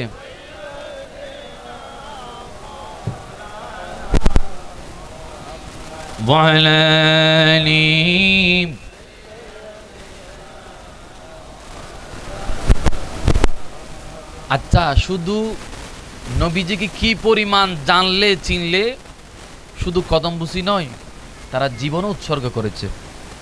একটু জোরে বলো না সুবহানাল্লাহ। চিন্তা, একটু গভীর মনোযোগ দিয়ে চিন্তা করেন, জীবন দেওয়ার জন্য প্রস্তুত থাকা এটা কোন পর্যায়ের মহব্বত হতে পারে? আপনারা জানেন হিজরতের রাত্রিতে হযরত আলী রাদিয়াল্লাহু তাআলা আনহুকে নবীজির বিছানাতে ঘুমানোর জন্য দায়িত্ব দিয়েছেন। আপনারা জানেন না? জানা ঘটনা, আমি সময় নষ্ট করতে চাই না। তো আলী রাদিয়াল্লাহু তাআলা আনহু ইয়েস বলেছে নাকি নো বলেছে? প্রস্তুত। কিন্তু তিনি জানে যে এই কাফের আসতেছে, যে এই বিছানায় যাকে পাবে তাকে শহীদ করার জন্য, ঠিক কি না? এটা জানে। এই জানার পরেও যে তাকে রসুল হিসাবে জবাই করার জন্য, শহীদ করার জন্য আসতেছে, এটা জানে। নবীজিকে বলেন, ইয়া রাসূলুল্লাহ, যান, আপনি চলে যান, আমি আপনার বিছানায় আপনার প্রতিনিধি হিসাবে আপনি হয়ে ঘুমাবো। শহীদ করলে আমি আলীকে করবে, আপনাকে কিন্তু যেন শহীদ করতে না পারে। চিন্তা করেন, ফতোয়া তালাশ করেছে নবীজি আপনার প্রেমে যদি শুয়ে জীবন দিই, এটা জায়েজ আছে কি নাই? ফতোয়া খুঁজেছে, ফতোয়া তালাশ করে নাই, জীবন দিতে প্রস্তুত। কার জন্য? রসুলের জন্য। জোরে বলেন কার জন্য? জীবন দিতে প্রস্তুত ছিলেন। কি পরিমাণ মহাব্বত সাহাবা ইকরামের অন্তরে ছিল। ভাইরা আমার, শুধু এমনটা নয়, সহিহ বুখারী শরীফের হাদিস, সাহাবীরা আমার রসুলকে কি পরিমাণ মহাব্বত করতো চিন্তা করেন। সহিহ বুখারী শরীফের হাদিস, হযরত উরওয়া রাদিয়াল্লাহু তাআলা, তিনি হুদাইবিয়ার সন্ধির সময় কাফের ছিলেন, তখন ঈমান আনে নাই, পরে ঈমান এনেছে। তো ওই হুদাইবিয়ার সন্ধির সময় কাফেরদের লিডার হিসাবে সন্ধি করার জন্য ওনাকে পাঠিয়েছেন। কথা বোঝা যায়? কাফেরদের দলনায়ক, দলনেতা, লিডার হযরত উরওয়া রাদিয়াল্লাহু তাআলা আনহুকে কাফেরদের লিডার হিসেবে পাঠালেন চুক্তি করার জন্য হুদাইবিয়ার সন্ধির সময়। তিনি আসলেন, সবকিছু দেখলেন, সন্ধি করলেন। কাফেরদের কাছে গিয়ে এখন রিপোর্ট করতে হবে কিনা, যে আমি কি কি করেছি, কি কি দেখেছি, কি হয়েছে, এগুলো রিপোর্ট করতে হবে না? হযরত উরওয়া রাদিয়াল্লাহু তাআলা সেখানে গিয়ে বললেন, ওগো আমার সাথীরা, সঙ্গীরা, শোনো, আমি এমন একটা দরবার হতে আসলাম, তোমরা আমাকে এমন একটা দরবারে পাঠিয়েছ। ইতিপূর্বে আমি অনেক রাজা বাদশার দরবারে গিয়েছি, অনেক প্রেসিডেন্টের দরবারে গিয়েছি, রাজপ্রাসাদে গিয়েছি, কিন্তু যার কাছ থেকে এখন আসলাম, ওনার মতো দরবার, ওনার মতো রাজা আমি আমার এই দুই চোখে আর কোনোদিন দেখি নাই। তারা আশ্চর্য হয়ে গেল যে এই লোকটাকে পাঠালাম কি জন্য, আর সে করে কি? সে এখন তো তার প্রশংসা শুরু করলো, আমরা পাঠিয়েছি কি জন্য, তখন তাদের ভিতরে আগ্রহ আরেকটু বাড়িয়ে গেল, লোকটা কি বলতে চায়, না হলে সাইজ করবে। তাদের আগ্রহ আরো একটু বৃদ্ধি পেল।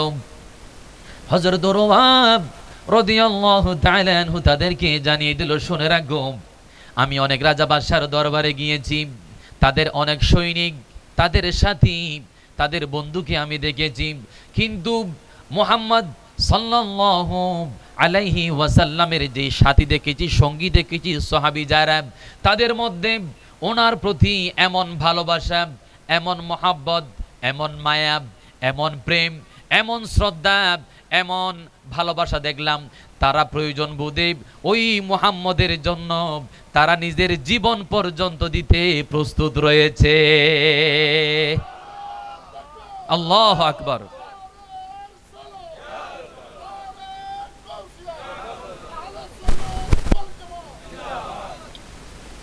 তারা জীবন দিতে প্রস্তুত আছে। শুধু তাই নয়, ওই সাহাবীদেরকে আমি দেখলাম, ওই দয়াল নবীজি মুহাম্মদুর রাসূলুল্লাহ সাল্লাল্লাহু আলাইহি ওয়াসাল্লাম যখন কোনো বিষয়ে আদেশ দেয়, হুকুম করে, অর্ডার দেয়, অর্ডার দিতে দেরি, বলার সাথে সাথে দেখলাম ওই সাহাবীরা তাদের জান দিয়ে, প্রাণ দিয়ে ওই আদেশটা পালন করার জন্য সকলেই একযোগে ঝাঁপিয়ে পড়ে। চিন্তা করেন তাদের আর এবং আমাদের মধ্যে পার্থক্য কোন জায়গায়, চিন্তা করেন। তারা জান্নাতি হয়েছে কেমনে? ঝাঁপিয়ে পড়ে, আদেশ দেওয়ার সাথে সাথে ঝাঁপিয়ে পড়ে। শুধু তাই নয়, আরো আশ্চর্যের বিষয়, তোমরা অবাক হবা, আমি তাদেরকে যেই পরিস্থিতি দেখলাম, আমি দেখলাম উনি যখন উজু করতেছিল, ওনার হাত ধৌত করতেছিল, উজু করছিল, এমন সময় দেখলাম সমস্ত সাহাবীরা ওই উজুর পানিগুলো নেওয়ার জন্য তাদের মধ্যে প্রতিযোগিতা শুরু হয়ে যায়। কিসের পানি? উজুর পানি। দয়াল নবীজির দেহ মুবারক থেকে যেই উজুর পানি মুবারক গুলো গড়িয়ে গড়িয়ে পড়তেছে, ওই সাহাবীরা নবীজির পানি মুবারক গুলো যেন জমিনে পড়তে না পারে, জমিনে পড়লে গুস্তাখি হবে, নবীজির বরকত মুবারক, বরকত মণ্ডিত ওই পানি যেন তারা রিসিভ করে তবরুক হিসাবে ওই সাহাবীরা এই দয়াল নবীজির ব্যবহৃত পানিগুলো তবরুক হিসাবে নেওয়ার জন্য প্রতিযোগিতায় নেমে যেত। দ্বিতীয় কোন রাজা আসেনি ওনার ওনার ব্যবহৃত পানিগুলো নিয়ে নিয়ে মহব্বত করে নেওয়ার জন্য প্রতিযোগিতা করতেছে, এমন কোন নজির আছে? দৃষ্টান্ত আছে? শুধু তাই নয়, ওই সাহাবীদের মধ্যে ওই হযরত উরওয়া রাদিয়াল্লাহু তাআলা আনহু কাফেরদেরকে শোনাচ্ছেন নবীজির শানের কথা, সাহাবায়ে কিরাম নবীজির প্রতি কেমন আকৃষ্ট ছিল। উনি বলতে লাগলেন, ওই সাহাবীরা আমার দয়াল নবীজির সম্মান কেমন ভাবে জেনেছে এবং বুঝেছে। দয়াল নবীজি যখন নিজের জবান থেকে থুতু মুবারক নিক্ষেপ করত, থুতু মুবারক নিক্ষেপ করার সাথে সাথে ওই সাহাবীরা ওই থুতু মুবারক গুলো হাতে নিয়ে ওই থুতু মুবারক গুলো তাদের চেহারার মধ্যে, তাদের গায়ের মধ্যে মালিশ করতেছে। থুতু মুবারক মালিশ করতেছে চেহারাতে। আল্লাহু আকবার। আমরা নিজের তুতু তো নিজে সহ্য করতে পারি না, নিজের গায়ে নিজের তুতু পড়লে কি ভালো লাগে? শরীর ভারী হয়ে যায়। কথা বলেন ঠিক কিনা? আর এটা বুখারী শরীফের হাদিস, দয়াল নবীজির তুতু মুবারক নিচেন সাহাবীরা মালিশ করতেছে। তাহলে রাসূল কি আমাদের মতো হতে পারে? চিন্তা করেন নবীজির তুতু মুবারককে কিভাবে মূল্যায়িত করেছেন ওই সাহাবীরা। একজন কাফের হয়ে তৎসময়ে তিনি নবীজির সম্মান বয়ান দিচ্ছেন, সাহাবীরা নবীজিকে কেমন মহব্বত করেছে। বড় আফসোস লাগে আমরা ওই রাসূলের উম্মত হতে পেরে, উম্মত হয়ে নবীজির রেখে যাওয়া আদর্শ পাওয়ার পরেও রাসূলের প্রতি আমাদের আকর্ষণ নাই, রাসূলের প্রতি আমাদের প্রেম নাই, নবীজির প্রতি আমাদের ভালোবাসা নাই। এমন কি করব, সপ্তাহে এমনে ঘন্টার পর ঘন্টা মহব্বতের মানুষ একদিন যদি ফোন না দেয়, আগে এক সময় বলতো যে তোমার ছেলে বিদেশ থেকে চিঠি পাঠিয়েছে কিনা, ঠিক কিনা? এখন প্রতিদিন একদিন যদি ছেলে বিদেশ থেকে ফোন না দেয়, তখন আব্বা আম্মার পেরেশান যে আজকে আমার ছেলে প্রতিদিন তো ফোন করে, আজকে করে নাই। কথা বলেন ঠিক কিনা? এটা হচ্ছে মহব্বতের ব্যাপার। তো এই রাসূলকে যদি আমরা অন্তর থেকে মহব্বত করতে পারতাম, আমরা দিনে কয়বার এই রাসূলকে একটু ইয়াদ করেছি খেয়াল করেন তো। আমি এত জায়গায় কথা বললাম বন্ধুদের সাথে, আত্মীয় স্বজনের সাথে, প্রতিবেশীদের সাথে কয় জায়গায় আমি আমার রসুলের কথা বলেছি, কয় জায়গায় আমি কতবার দৈনিক রসুলের উপর দুরূদ শরীফ পড়েছি, ওটাও বুঝে নেন কতটুকু প্রেম আমরা অর্জন করতে পেরেছি। শুধু বিরিয়ানির জন্য ভালোবাসা রাখলে চলবে না, নবীজিকে অন্তর থেকে ভালোবাসতে হবে। যেই ভালোবাসার সর্বচূড়ান্ত ফয়সালা হলো নবীজির দিদার কামনা করা। নবীজির দিদার কামনা করা। আমাদের কয়জনে এত গভীর আকাঙ্ক্ষা আছে যে আমরা রসুলের দিদার চাই, আমরা রসুলকে পেতে চাই, নবীজির দিদার। যেই নবীজির দিদার নসিব হলে জাহান্নাম হারাম হয়ে যায়, জান্নাত ওয়াজিব হয়ে যায়। কয়জন আছি আমরা? নবীজি মুসলিম শরীফের হাদিস, নবীজি বলেছেন শেষ জামানায় আমার এমন কিছু উম্মত আসবে তারা আমি রসুলের জন্য সবকিছু কোরবান দিবে। নবীজি বলে গিয়েছেন সবকিছু কোরবান দিবে। এই যে আশিক রসুল আল্লামা আজিজুল হক শের বাংলা শাহ রহমতুল্লাহ আলাই, যিনি একটু আগে যার কথা বলা হয়েছে, যার পরিচিত আমরা সকলে সুন্নি জনতা জানি, উনি সবকিছু কোরবান দিয়েছেন কিনা? দিয়েছেন কিনা? এভাবে আল্লাহর আরো বলিরা আছে কিনা? সবকিছু কোরবান দেয়। নবীজি বলে গিয়েছেন তাদের নিদর্শন বলেছেন, নবীজি বলেন তাদের নিদর্শন হলো তারা আমি রসুলকে একবার হলেও দেখার জন্য তারা পাগল হয়ে যাবে। আমরাও সে রসুলের দিদার চাই কি চাই না? আমরা চাই কি চাই না?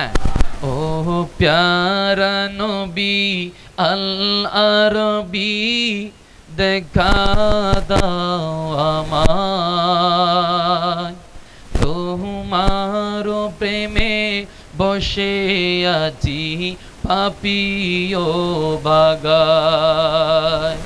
ও দয়ালে নবী দয়া দিয়ে জুড়াও হৃদয়। ও প্যারা নবী দেখা দাও আমায়। ও প্যারা নবী দেখা দাও আমায়। ও প্যারা নবী। এই দুনিয়ারি মহান মালিক আল্লাহ সুবহান, তাহার পরে রসুল তোমার উচ্চ যে মকাম। ও কামলিওয়ালা রহমওয়ালা দিদারে দাওয়ামায়। ও কামলিওয়ালা রহমওয়ালা দিদারে দাওয়ামায়। ও প্যারা নবী দেখা দাও আমায়। ও প্যারা নবী।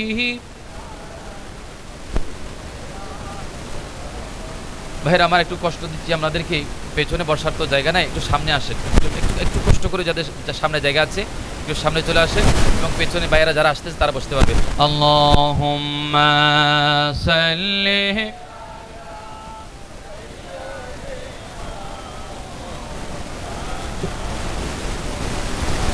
ওয়ালা আলি।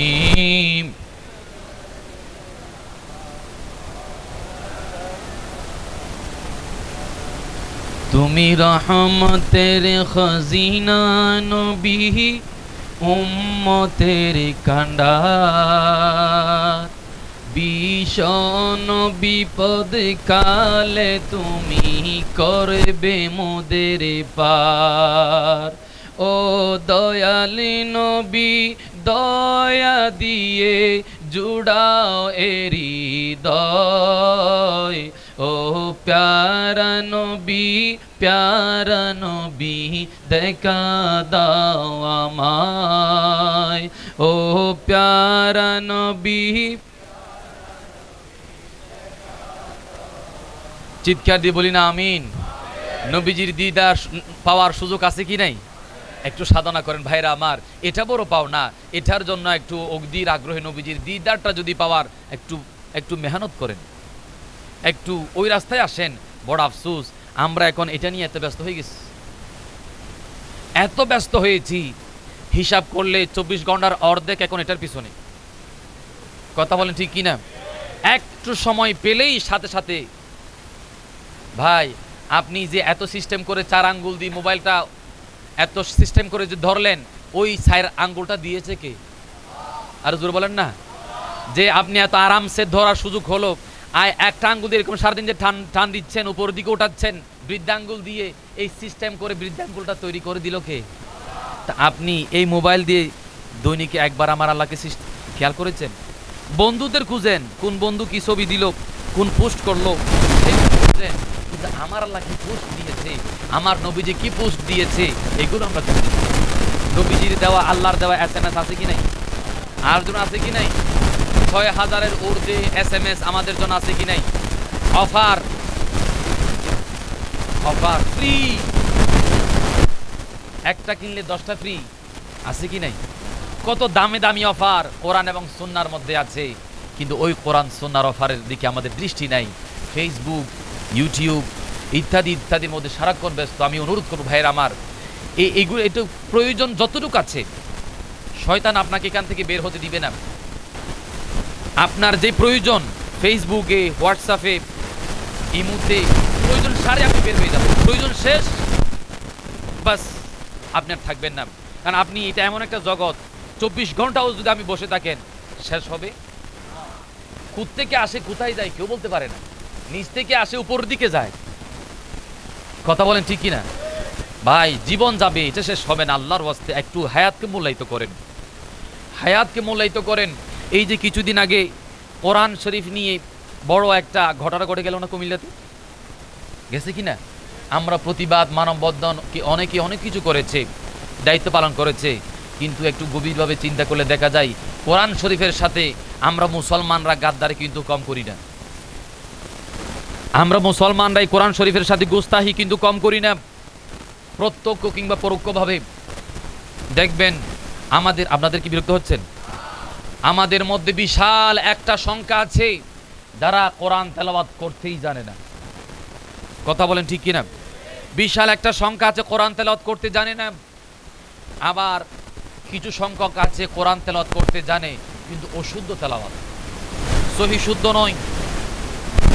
এটা প্রমাণ পাওয়া যায়। ইমাম সাহেব কোনোদিন যদি বাড়িতে যায় কিংবা না আসে, তখন বোঝা যায় কার কেরাত কতটুকু। কেউ ইমামতিতে যেতে চায় না, শেষ পর্যন্ত বয়স্ক লোক উঠাই দেয়, ওনার যা পারার তা দিয়ে নামাজ শেষ করে।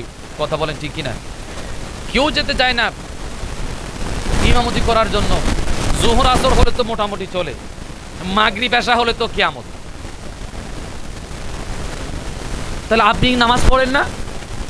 5 ওয়াক্ত নামাজ পড়েন তো পড়লে পড়াইতে পারবেন না কেন? এটা দিয়ে পড়েন, ওটা দিয়ে পড়াবেন, বলে আমার সমস্যা আছে। সমস্যা নিয়ে নামাজ পড়েন কেন? সমস্যা ঠিক করেন। জামা ছিঁড়ে গেলে এটা ঠিক করা হয়, মোবাইলের ব্যাটারি নষ্ট হলে চেঞ্জ করে আবার একটা ফিট করা হয়। তো কোরআন তেলাওয়াতের সমস্যা আছে, এটা ঠিক করে না কেন? ব্যবস্থা নাই, সিস্টেম আছে কিনা? হাফেজে কোরআন, আলেমে দিন, মসজিদের ইমাম সাহেব, মুয়াজ্জিন সাহেব আছে কি নাই? কারি সাহেব আছে, কিন্তু আমাদের মন মানসিকতা নেই। কোনো একটা সফটওয়্যারের অপশন না বুঝলে ওটা নিয়ে আরেকজনের কাছে দৌড়ায়, ভাই আমার মোবাইলে এই মুহূর্তে কল আসতেছে না, কি সমস্যা একটু দেখেন তো। তা আপনি সূরা ফাতিহা ঠিক আছে কিনা এটা একটু দেখতে পারেন না? বিশাল অংশ কোরআন তেলাওয়াত অশুদ্ধ তেলাওয়াত। আবার অনেক শ্রেণী আছে কোরআন তেলাওয়াত করতে জানে কিন্তু করে না। আছে কি নেই? এখানেও আছে কিনা? কোরআন তেলাওয়াত করেই না, করবেই না। দিন যায়, সপ্তাহ যায়, মাস যায়, না না অসম্ভব। আবার অনেকে আছে ওই রমজান মাস আসলেই ওই কোরআনের মায়া পড়ে, এরপর রমজান শেষ হলে আবার বন্ধ। আচ্ছা এই কোরআন কি এগুলো এই তামাশাগুলো করার জন্য? ডাক্তারের কাছে আমরা যাই কিনা? যাই, কেন? প্রেসক্রিপশন দেওয়া হয়। ওই প্রেসক্রিপশন নিয়ে কি আমরা ডেস্কের মধ্যে ঢুকে রাখি নাকি ফার্মেসিতে যায়? ভাই এগুলো একটু দেন তো, 1 সপ্তাহের জন্য দেন। তারপরে বাসায় নিয়ে ওষুধগুলো কি ডেস্কের মধ্যে ঢুকে রাখেন? এগুলো এক একটা খালি পেটে, ভরা পেটে, সকাল সন্ধ্যা হিসাব নিকাশ করে সব একেবারে কড়াই গন্ডা হিসাব করে খাওয়া হয়। কথা বলেন ঠিক কিনা? এরপরে রোগ মুক্তির আশা করা যায়। তো ওই যে কোরআন দিয়েছেন, তো ওই কোরআনকে তো একেবারে উপরে উঠে রাখলে চলবে না। ওই কোরআনকে, ওই প্রেসক্রিপশনটা নিতে হবে, সেটা পড়তে হবে। যেভাবে ফার্মেসিতে গিয়েছেন, আলেমের কাছে যেতে হবে, ওলামা ইকরামের কাছে গিয়ে ভাই এটা কি বলেছেন, এই জায়গায় কি বলা হয়েছে সেটা জানতে হবে, বুঝতে হবে, এরপরে সেটাকে সেবন করতে হবে, খেতে হবে। ফার্মেসি মানে হচ্ছে ওলামা ইকরাম, তাদের কাছে যাবেন, জানবেন, বুঝবেন সকালবেলা কোনটা, বিকালবেলা কোনটা, খালি ফেটে নাকি ভরা ফেটে, সব বুঝে এরপর যখন আমল করবেন, সেবন করবেন, তখন আপনার শরীরে কাজ আসবে, তখন আপনি আল্লাহর দেওয়া নিয়ামত আপনার উপর বর্ষণ হবে। জোরে বলুন সুবহানাল্লাহ। এখন এমন তাজিম আমরা করি, কোরআন শরীফকে প্যাকেট করে একবার উপরে উঠে রাখি যেন শুকেও না পড়ে। বড় আফসোস। তো আপনি প্রতিবাদ করে কি করবেন? নিজের ভিতরে তো সমস্যা আছে। গাদ্দারে আরো কোন জায়গায় হয় দেখেন, কোরআন বলেছে সালাত আদায় করো, আমরা বলি টোটো, আমরা বলি সালাত আদায়ের ধারে কাছে আমরা নাই। কোরআন বলো তুমি যাকাত দাও, কিন্তু কেউ যাকাত দেয় আবার কেউ দেয় না, কেউ দিলেও আবার রামসাম হিসাব নিকাশ করে দেয় না, কোনো মতে দেয়। কথা বলেন ঠিক কিনা? কোরআন বলেছে হজ করো, কিন্তু আমরা হিসাব মিলাই, এখনো ছেলে মেয়ের বিয়ে বাকি, টাওয়ারের দুই তলার কাজ বাকি, আরো কত কিছু হিসাব নিকাশ করার পরে শেষ পর্যন্ত কবরে চলে যায়। এই ধরনের লোক আছে কি নাই? কোরআন বলে হজ করো, আমরা হজ করি না। কোরআন বলে মা বাবার খেদমত করো, আমরা বলি করি না। কোরআন বলে মুরব্বীদের প্রতি, কোরআন সুন্নাহ বলে মুরব্বীদের প্রতি শ্রদ্ধা সম্মান রাখো, আমরা তার ধারে কাছেও নাই। এক সময় আমরা যখন ছোট ছিলাম, কিছু কিছু আজ করেছিলাম, তখন সিগারেট মুরব্বীদের সাথে খাওয়া হতো, ধূমপান এটা মুরব্বী দেখলে ফেলে দিত। আমরা ছোটকালে একটু একটু দেখেছি। হ্যাঁ, মসজিদের সেক্রেটারি, সভাপতি যারা, তাদেরকে আমরা সম্মান করতাম, মসজিদে যিনি দাঁড়িয়ে কথা বলতো। হ্যাঁ, এখন কি সেটা আছে? এক সময় সাইকেল থেকে নেমে যেত। হ্যাঁ, এখন কি আর আছে? এখন এত ডিজিটাল হতে হতে এমন হয়েছে, এখন ছেলের উপরে হাফ প্যান্ট। আপনাদের এদিকে কেমন জানে, এখন শহরের দিকে মোটামুটি হ্যাঁ হাফ প্যান্ট, বাইক চলায় হাফ প্যান্ট পরে। ভাইরা আমার, তাহলে এই যে সতরটা হচ্ছে হাঁটু পর্যন্ত। সর্বপ্রথম ওই সন্তান গুনাহগার করে নিজের মা বাবাকে, কারণ সন্তান সর্বপ্রথম ঘর থেকে বের হওয়ার সময় কার চোখে পড়ে? মা বাবার চোখে পড়ে। যেই মা বাবা সন্তানকে এত কষ্ট করে জন্ম দিয়ে লালন পালন করে বড় করলো, ওই সন্তান ঘর থেকে বের হওয়ার আগে মা বাবাকে গুনাহগার করতেছে সতর দেখিয়ে। এটা তার কোনো লজ্জা হয় না বলে সেটা দেখতেছে, ফিল্মে দেখতেছে, বিভিন্ন মিডিয়াতে দেখতেছে, হাফ প্যান্ট পরে পরে তারা সব কিছু করে। সেই জন্য এখন ছেলেও হাফ প্যান্ট পরে। এই সতর দেখে মা বাবা সর্বপ্রথম গুনাহগার হচ্ছে। ওগো মা বাবা, আপনি কি সন্তানের মাধ্যমে গুনাহগার হওয়ার জন্য সন্তানকে লালন পালন করেছেন? ফিলিংস নাই, বড় আফসোস লাগে। নিজের ভাই বোন প্রতিবেশী গুনাহগার হচ্ছে, নিজেই গুনাহগার হচ্ছে সতর দেখিয়ে দেখিয়ে। জোরে বলুন না নাউজুবিল্লাহ। এই যে কোরআনের সাথে গাদ্দারি হচ্ছে। কোরআন বলে নামাজ পড়ো, আমরা বড় আফসোস। ভাইরা আমার, সালাতের দরকার আছে কি নাই? নামাজ পড়ার দরকার আছে কি নাই? আল্লাহ আমাদেরকে পাঞ্জেগানা নামাজ জামাতের সহিত আদায় করার তৌফিক দান করুক। আর বলুন না আমিন। নামাজকে বলো না কাজ আছে, কাজকে বলো আমার নামাজ আছে। নামাজ বিহীন পরকালে কি জবাব দিব মোরা প্রভুর কাছে। সালাত আদায় করার দরকার আছে কি নাই? ভাইরা আমার, এই কোরআনের সাথে মহব্বত করলে দামি নিজেরা হব, এটা বুঝি না কেন। নবীজি একজন সাহাবী রাত্রিবেলায় সূরা বাকারা তেলাওয়াত করতেন। কোন সূরা? সূরা বাকারা। আমি আলোচনা আস্তে আস্তে ইতির দিকে নিয়ে যাচ্ছি। সূরা বাকারা তেলাওয়াত করতেছে সাহাবী রাত্রিবেলায়। ওই সাহাবী কোরআন তেলাওয়াত করা মাত্র ওনার পাশে একটা ঘোড়া বেঁধে রাখা হয়েছে, ওনার ঘোড়া। সাহাবী যখন কোরআন তেলাওয়াত শুরু করলো, সাথে সাথে দেখা যায় ওনার ঘোড়াটা লাপালাপি শুরু করে দেয়। কোরআন তেলাওয়াত বন্ধ করে দিল ঘোড়ার লাপালাপি দেখে। কোরআন তেলাওয়াত বন্ধ হওয়ার সাথে সাথে ওই ঘোড়ার লাপালাপিও বন্ধ, ঘোড়ার লাপায় না। এই দৃশ্য দেখার পরে ওই সাহাবী দ্বিতীয়বার আবার কোরআন তেলাওয়াত শুরু করল।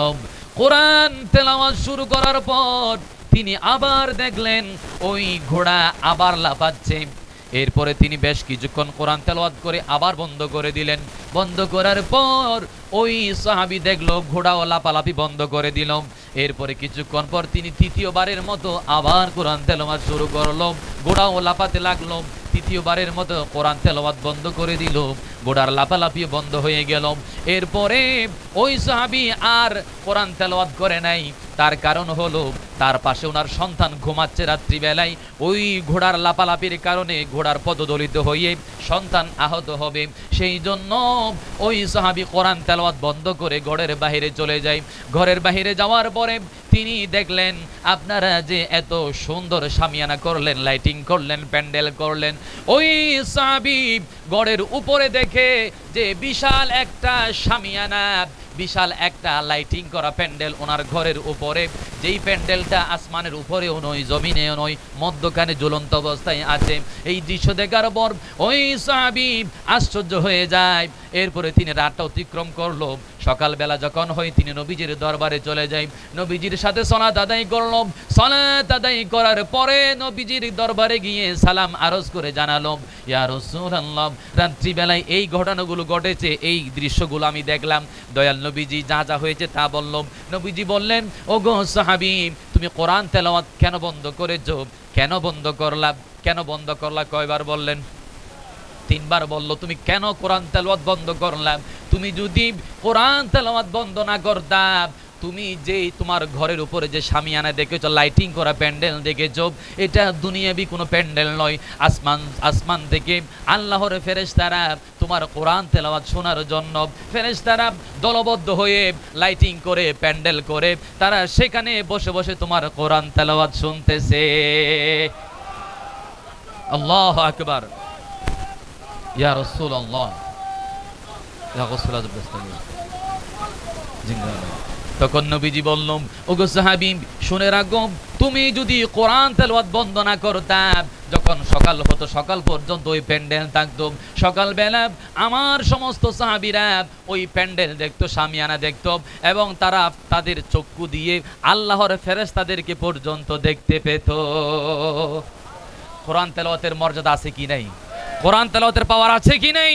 যে কোরআন তেলাওয়াতের আকর্ষণে আকৃষ্ট হয়ে ফেরেশতারা লাইটিং করে যে আমরা কোরআনের আলোচনা শোনার জন্য, হাদিসের আলোচনা শোনার জন্য প্যান্ডেল করে বসে আছি, এটা আমাদের নয়, এটা তো ফেরেশতাদের সুন্নাত। এটা সিয়াসি তার কিতাব থেকে হাদিসগুলো বলছি আমি। কোরআন তেলাওয়াতের পাওয়ার আছে কি নেই? আল্লাহর ওয়াস্তে কোরআন তেলাওয়াত থেকে দূরে সরবেন না। যে মোবাইলে আপনি এত কিছু দেখেন, মোবাইলে সফটওয়্যার রাখা যায় না? কোরআন শরীফের সফটওয়্যার আছে কি না? তো অন্তত একটু দেখেন না, ওই কোরআনের নূরটা সিনার মধ্যে লাগান না। আল্লাহ আমাদেরকে কোরআনের নূরে আলোকিত হওয়ার তৌফিক দান করুক। আর দূরে সরে থাকলে, বিয়াদবি করলে তারও শাস্তি আছে। দয়াল নবীজি একজন কাতেবে ওহী ছিলেন, এটাও বুখারী শরীফের হাদিস। কাতেবে ওহী ছিলেন, তিনি মুরতাদ হয়ে গেলেন। তিনি মুরতাদ হলেন। তিনি বলতেছেন, আব্দুল্লাহর ছেলে মোহাম্মদ কোরআন বলে যেগুলো বলে, এগুলো কোরআন না, এগুলো তিনি বানিয়ে বানিয়ে বলে। আর একটু জোরে বলুন না নাউজুবিল্লাহ। এই কথাটা নবীজির সাহাবীরা নবীজির দরবারে এসে জানালে, ইয়া রাসূলুল্লাহ, এই ব্যক্তিটা এই ধরনের আচরণ করলো কোরআনের সাথে, আপনি রাসূলের সাথে। নবীজি শোনার পরে বলল, এই লোকটাকে মাটি কোনোদিন গ্রহণ করবে না, মাটি রিসিভ করবে না। এই কথা শোনার পরে যেই মজলিসে যেই সকল সাহাবীরা ছিল, তারা অধীর আগ্রহ ছিল ওই লোকটা কখন মারা যায়। বেশ কিছুদিন হওয়ার পরে নিউজ আসলো, ওই লোকটা মারা গিয়েছে, যিনি মুরতাদ হয়েছেন। কাতেবে ওহী ছিল, বিয়াদবি করেছে কোরআনের সাথে। এই নিউজটা পাওয়ার পরে যেই সাহাবীরা নবীজির হাদিস শরীফ শুনেছে মাটি গ্রহণ করবে না, ওই সাহাবীরা ওই লোকটার এলাকার দিকে যাত্রা শুরু করলো। ওই এলাকা পৌঁছতে পৌঁছতে ওনাদের সময় লেগেছে 3 দিন। কয়দিন বললাম? তখন কি গাড়ি ছিল? মোটর সাইকেল ছিল না, হেঁটে হেঁটে গিয়েছে। 3 দিন সময় লেগেছে। 3 দিন পর ওই এলাকায় গিয়ে দেখে ওই লোকটা মাটির উপর পড়ে আছে। তখন জিজ্ঞাসা করলো, ভাইরা আমার, এই এলাকাতে কি কাফন দাফন কবর দেওয়ার কি কোনো সিস্টেম নাই? বলে, না, সিস্টেম আছে, কিন্তু ওই এলাকাবাসী উত্তর দেয়, এই লোকটাকে দাফন করার জন্য আমরা প্রথমে এক জায়গায় কবরকরণ করেছি, কিন্তু দেওয়ার পরে মাটি তাকে উপরে উঠিয়ে দেয়। আর দূরবর্তী জায়গায় গিয়ে কবরকরণ করলাম, সেখানে কবর দেওয়ার পরে দেখা যায় মাটি তাকে উপরে উঠিয়ে দেয়। আর দূরবর্তী জায়গায় গিয়ে গভীর গর্ত করলাম, দেখা যায় ওনাকে সেখানে দেওয়ার পরে মাটি তাকে রিসিভ করে না। তাকে মাটি উপরে উঠিয়ে দেয়। চিৎকার দিয়ে বলুন নাউজুবিল্লাহ। কোরআনের সাথে বেয়াদবি করলে শাস্তি আছে কি নাই? আর জন্য আছে কি নাই? ভাইরা আমার, আল্লাহর ওয়াস্তে কোরআনের প্রতি পিছপা হবেন না, কোরআনকে মহব্বত করুন, ভালোবাসবেন, কোরআনের মুখী হবেন, কোরআন সুন্নাহ এটা আমাদের বড় পাওনা। এবার আমার আরেকটা যেটা ঈদ মিলাদুন্নবীর আলোচনা করলাম, ঈদ মিলাদুন্নবী রসুলের পরিচয় দিলাম। ওয়াল আউয়াল ওয়াল যাহির ওয়াল বাতিন ওয়া হুয়া বিকুল্লি শাইইন আলিম। রসুলের পরিচয় দেওয়ার পরে রসুলের প্রতি সাহাবায়ে কেরামের আকর্ষণ কেমন ছিল, তারা কি করেছে সেটা জানানোর পরে জানলাম যে আমাদের কি করা দরকার। তারা জীবন দিয়েছে, আমরা কি করি ভাইরা আমার, সেই জন্য তারা জান্নাতি হয়েছে। আল্লাহ আমাদেরকে জান্নাতি করার তৌফিক দান করুক। এর পাশাপাশি কোরআনের আলোচনা হয়েছে যে নবীজির এই কোরআন সুন্নাহ হচ্ছে রসুলের আদর্শ, নবীজির সুন্নতের গুরুত্ব।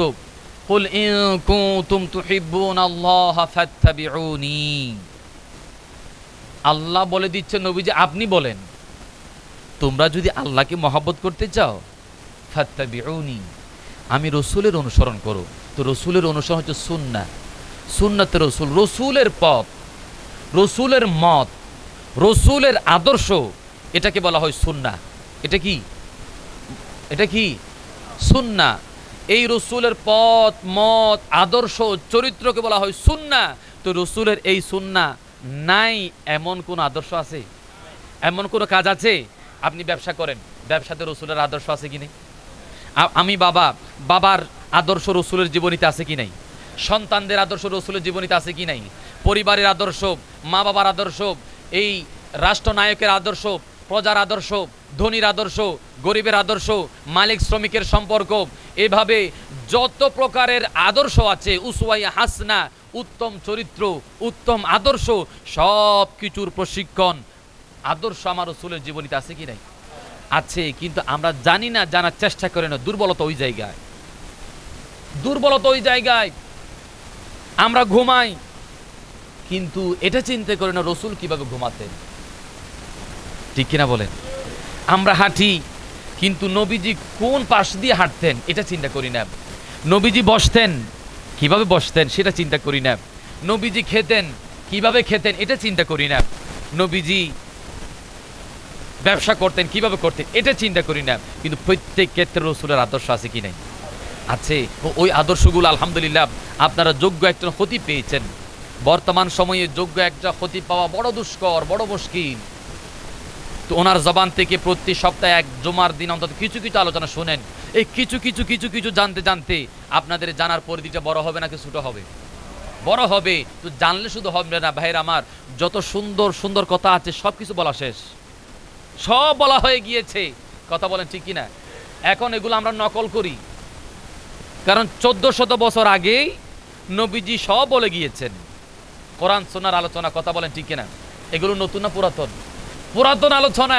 কিন্তু আমরা, মানুষ চেঞ্জ হয়, আলোচক চেঞ্জ হয়, কিন্তু কথা এক, কথা পুরাতন। কোরআন পুরাতন, ইসলাম পুরাতন। কথা বলেন ঠিক কিনা? সুন্দর সুন্দর সব কথা বলা শেষ। এখন আমলের প্রয়োজন, আমলের দরকার। আমরা বলতে দিলে আমার চেয়ে আপনারা খুব ভালো বলতে পারবেন। আমলের দরকার। সাহাবীরা কি পরিমাণ আমল করতে জানেন ভাইরা আমার? এটাও বুখারী শরীফের হাদিস, মুসলিম শরীফের মধ্যেও আসছে। দয়াল নবীজি একদিন একটা স্বর্ণের আংটি বানানোর জন্য, প্রস্তুতির জন্য অর্ডার করলাম। স্বর্ণের আংটি বানাতে দিলাম। তখনও কিন্তু পুরুষদের জন্য স্বর্ণ হারাম হয় নাই। পুরুষদের জন্য স্বর্ণ হারাম হওয়ার আগের কথা। নবীজি স্বর্ণের আংটি বানাতে দিলেন। এই সংবাদটা পাওয়ার পর বেশ কিছু সাহাবী তারাও স্বর্ণের আংটি বানাতে দিয়ে দিল। কারণ কে দিয়েছে? নবীজি দিয়েছে। দেখেন, নবীজি দিয়েছে, বাস আমরাও দেব। স্বর্ণের আংটি বানাতে দিলাম। নবীজি স্বর্ণের আংটি হাতে পেলাম, ওই সাহাবীরাও স্বর্ণের আংটি হাতে নিলাম। কিন্তু আমার দয়াল নবীজি ওই স্বর্ণের আংটি তিনি বাহিরে নিক্ষেপ করে ফেলে দিলেন। সুবহানাল্লাহ বলবেন না? স্বর্ণের আংটি বাহিরে ফেলে দিলেন। এই দৃশ্য দেখার পরে সমস্ত সাহাবীরা তারাও দেরি করলো না, তারাও তাদের আংটিগুলো বাহিরে ফেলে দিল। ফেলে দিয়েছে তো দিয়েছে, কোনো সাহাবী ওই আংটিটা আর বাসাতে ফেরত নেয় নাই, বাসাতে নেয় নাই, ফেলে দিয়েছে। কিন্তু ওই আংটি চাইলে ঘরের মহিলারা ইউজ করতে পারতো কিনা? ওই আংটি চাইলে বিক্রি করতে পারতো কিনা? পারতো, কিন্তু তারা কি করেছে? কি করেছে? ফেলে দিয়েছে। যে রসুল ফেলে দিয়েছে আমরাও ফেলে দেব। কারণ স্বর্ণ দামি জিনিস না সস্তা জিনিস? রসুল পরীক্ষা নিয়েছেন সাহাবীদের আকর্ষণটা কেমন, আদর্শটা কেমন, যে আমি বানাতে দিয়েছি তারাও দিয়েছে, যে আমি ফেলে দিয়ে দেখি তারা কেমন করে, তারাও ফেলে দিয়েছে। পরীক্ষার মধ্যে কামিয়াব হয়েছে কিনা?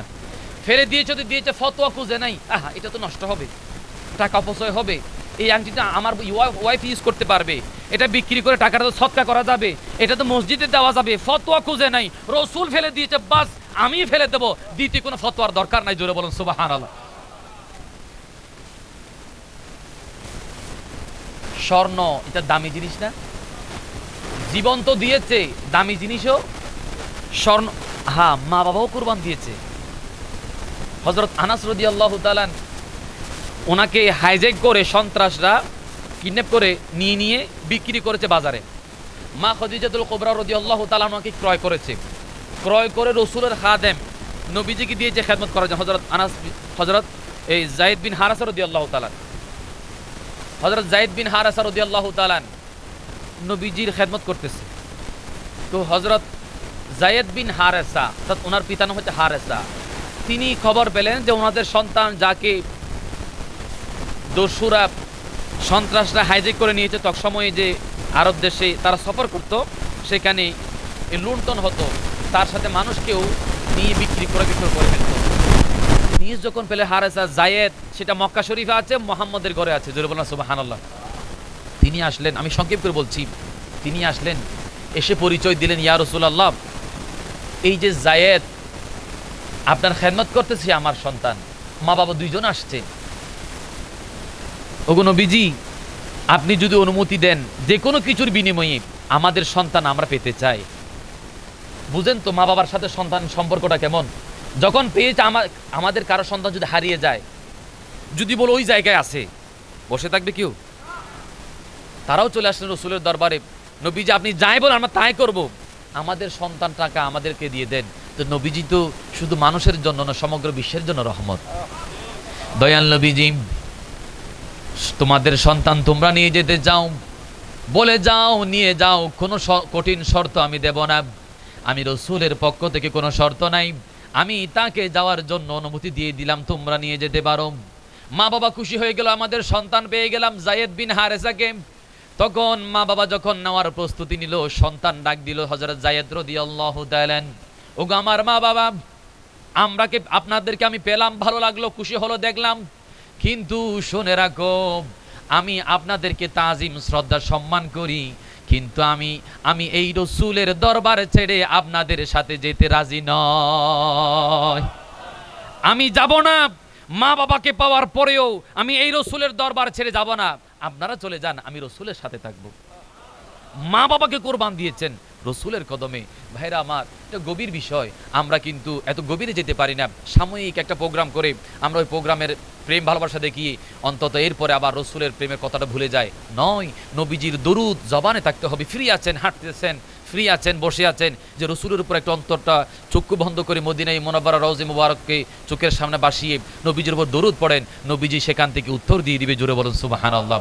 নবীজি সেখান থেকে ডাক দিবে, সেখান থেকে তালাশ করবে, হাসরের ময়দানে ডাক দিবে, তুমি তো আমার উপর দরুদ পড়েছো, তার পুরস্কার দান করবে। জোরে বলুন সুবহানাল্লাহ।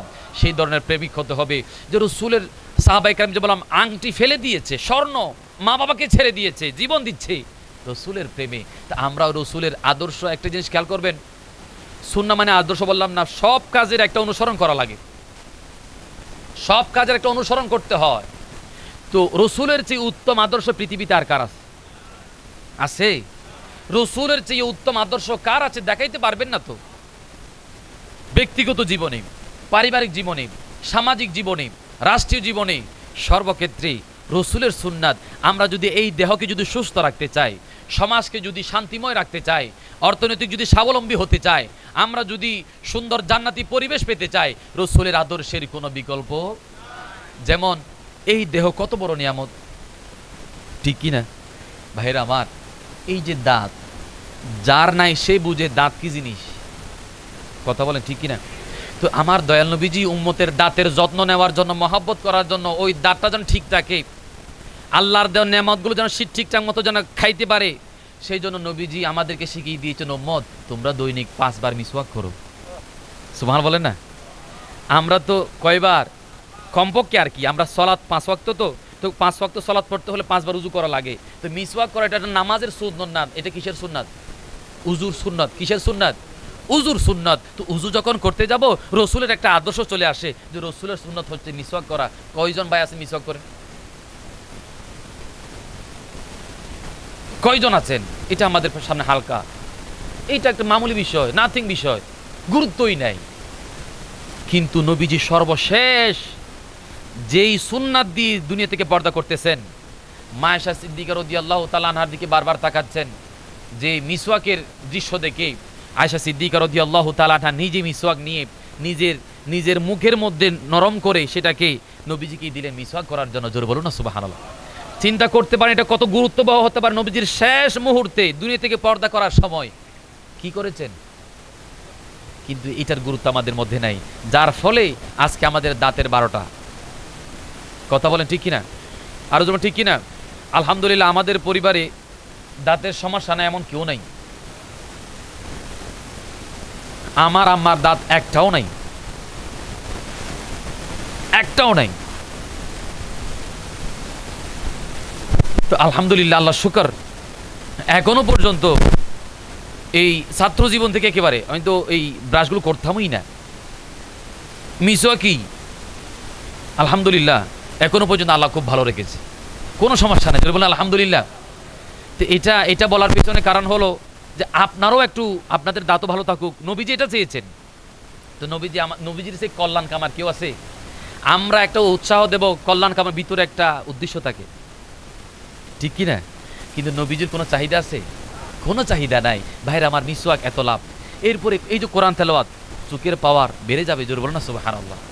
এরপরে এই যে উজুতে এই যে সুন্নাতগুলো আছে, আমরা মুখ ধৌত করি, হাত ধৌত করি, কুলি করি। কুলির মধ্যে এই যে করোনার সময় বোঝা গেছে, সাবান দিয়ে হাত ধৌত করেন 20 সেকেন্ড।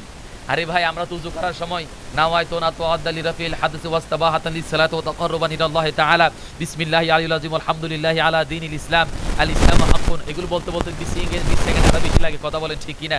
ভাইরা আমার, রাসূল তো অনেক আগে থেকেই আমাদের স্বাস্থ্যের, যেন আমাদের স্বাস্থ্য ভালো থাকে, আমরা যেন জীবাণুমুক্ত হই, কত সুন্দর। কারণ এই হাত দিয়ে আমি চেহারা ধৌত করব, এই হাত দিয়ে কুলি করব, এই হাত দিয়ে নাক ধৌত করব, এই হাত দিয়ে আমি উযু করব।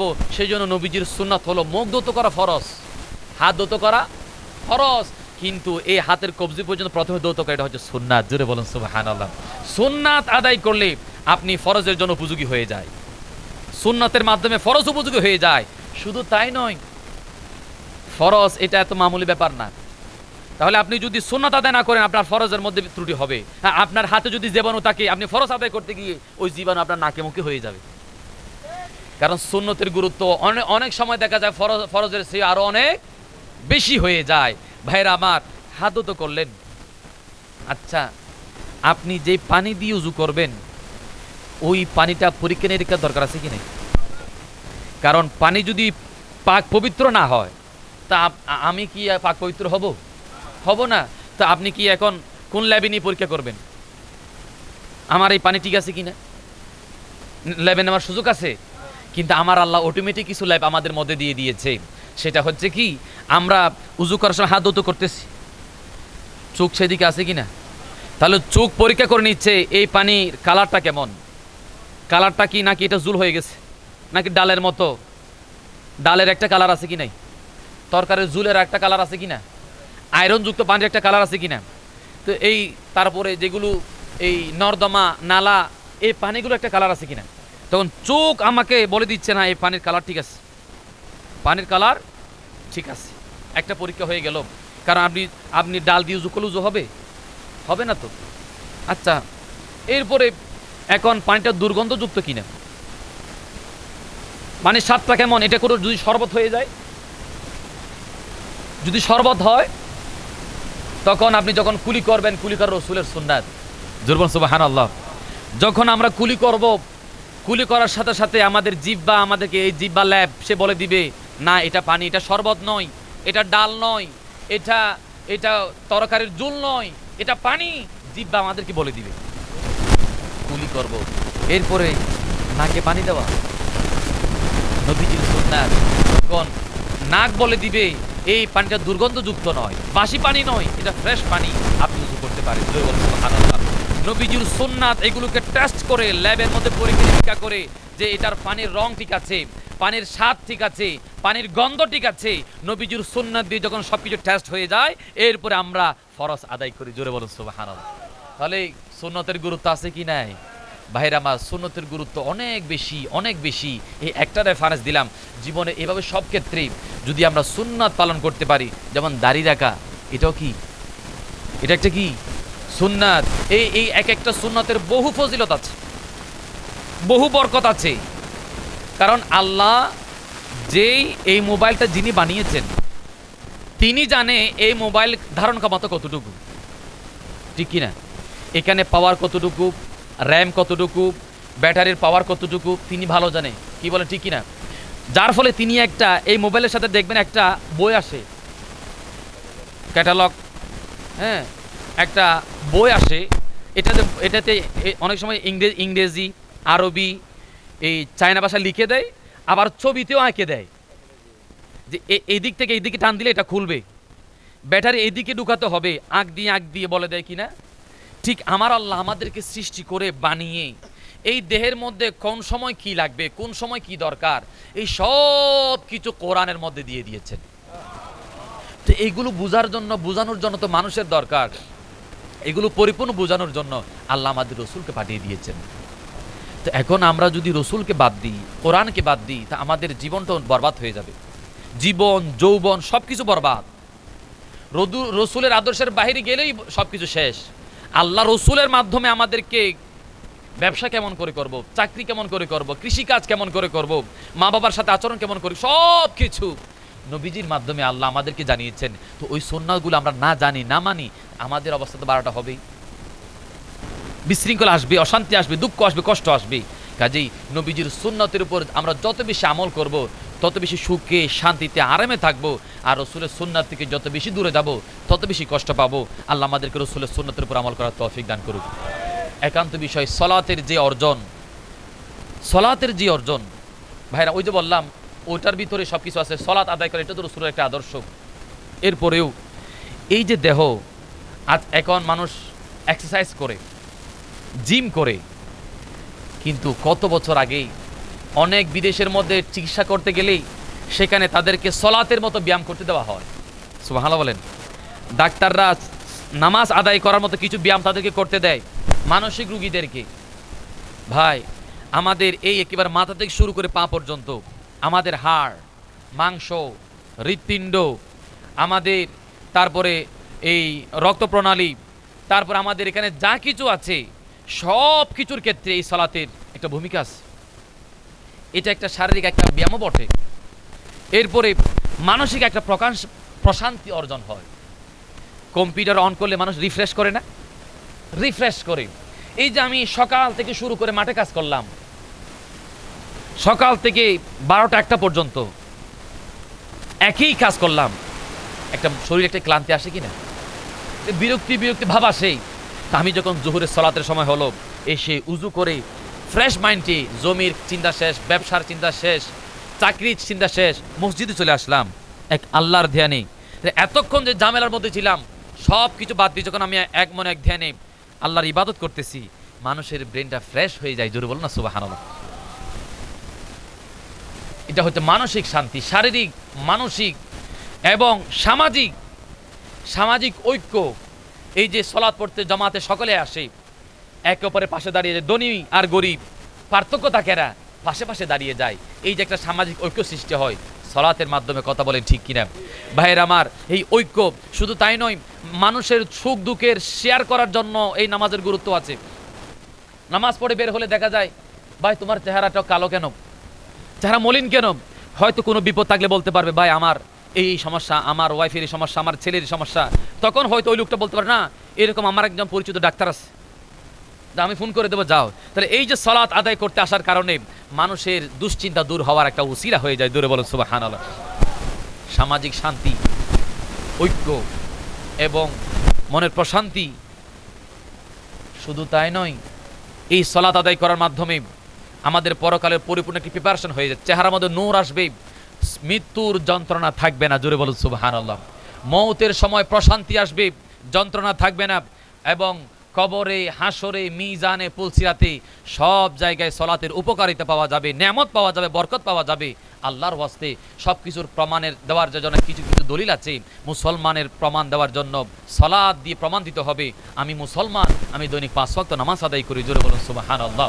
কারণ কাফের মুশরিক যারা ভিন্ন ধর্ম বলবে তারা নামাজ পড়ে না, আমরা নামাজ পড়ি, এটা আমাদের পরিচয়। আল্লাহ আমাদেরকে 5 ওয়াক্ত নামাজ পড়ে সালাতের যেই সকল নেয়ামত আল্লাহ রেখেছেন দুনিয়াবি এবং উখরাবি, শারীরিক, মানসিক, আর্থিক যত প্রশান্তি রেখেছেন সেগুলো অর্জন করার আল্লাহ আমাদের সকলকে তৌফিক নসিব করে। সকলে বলে আমিন।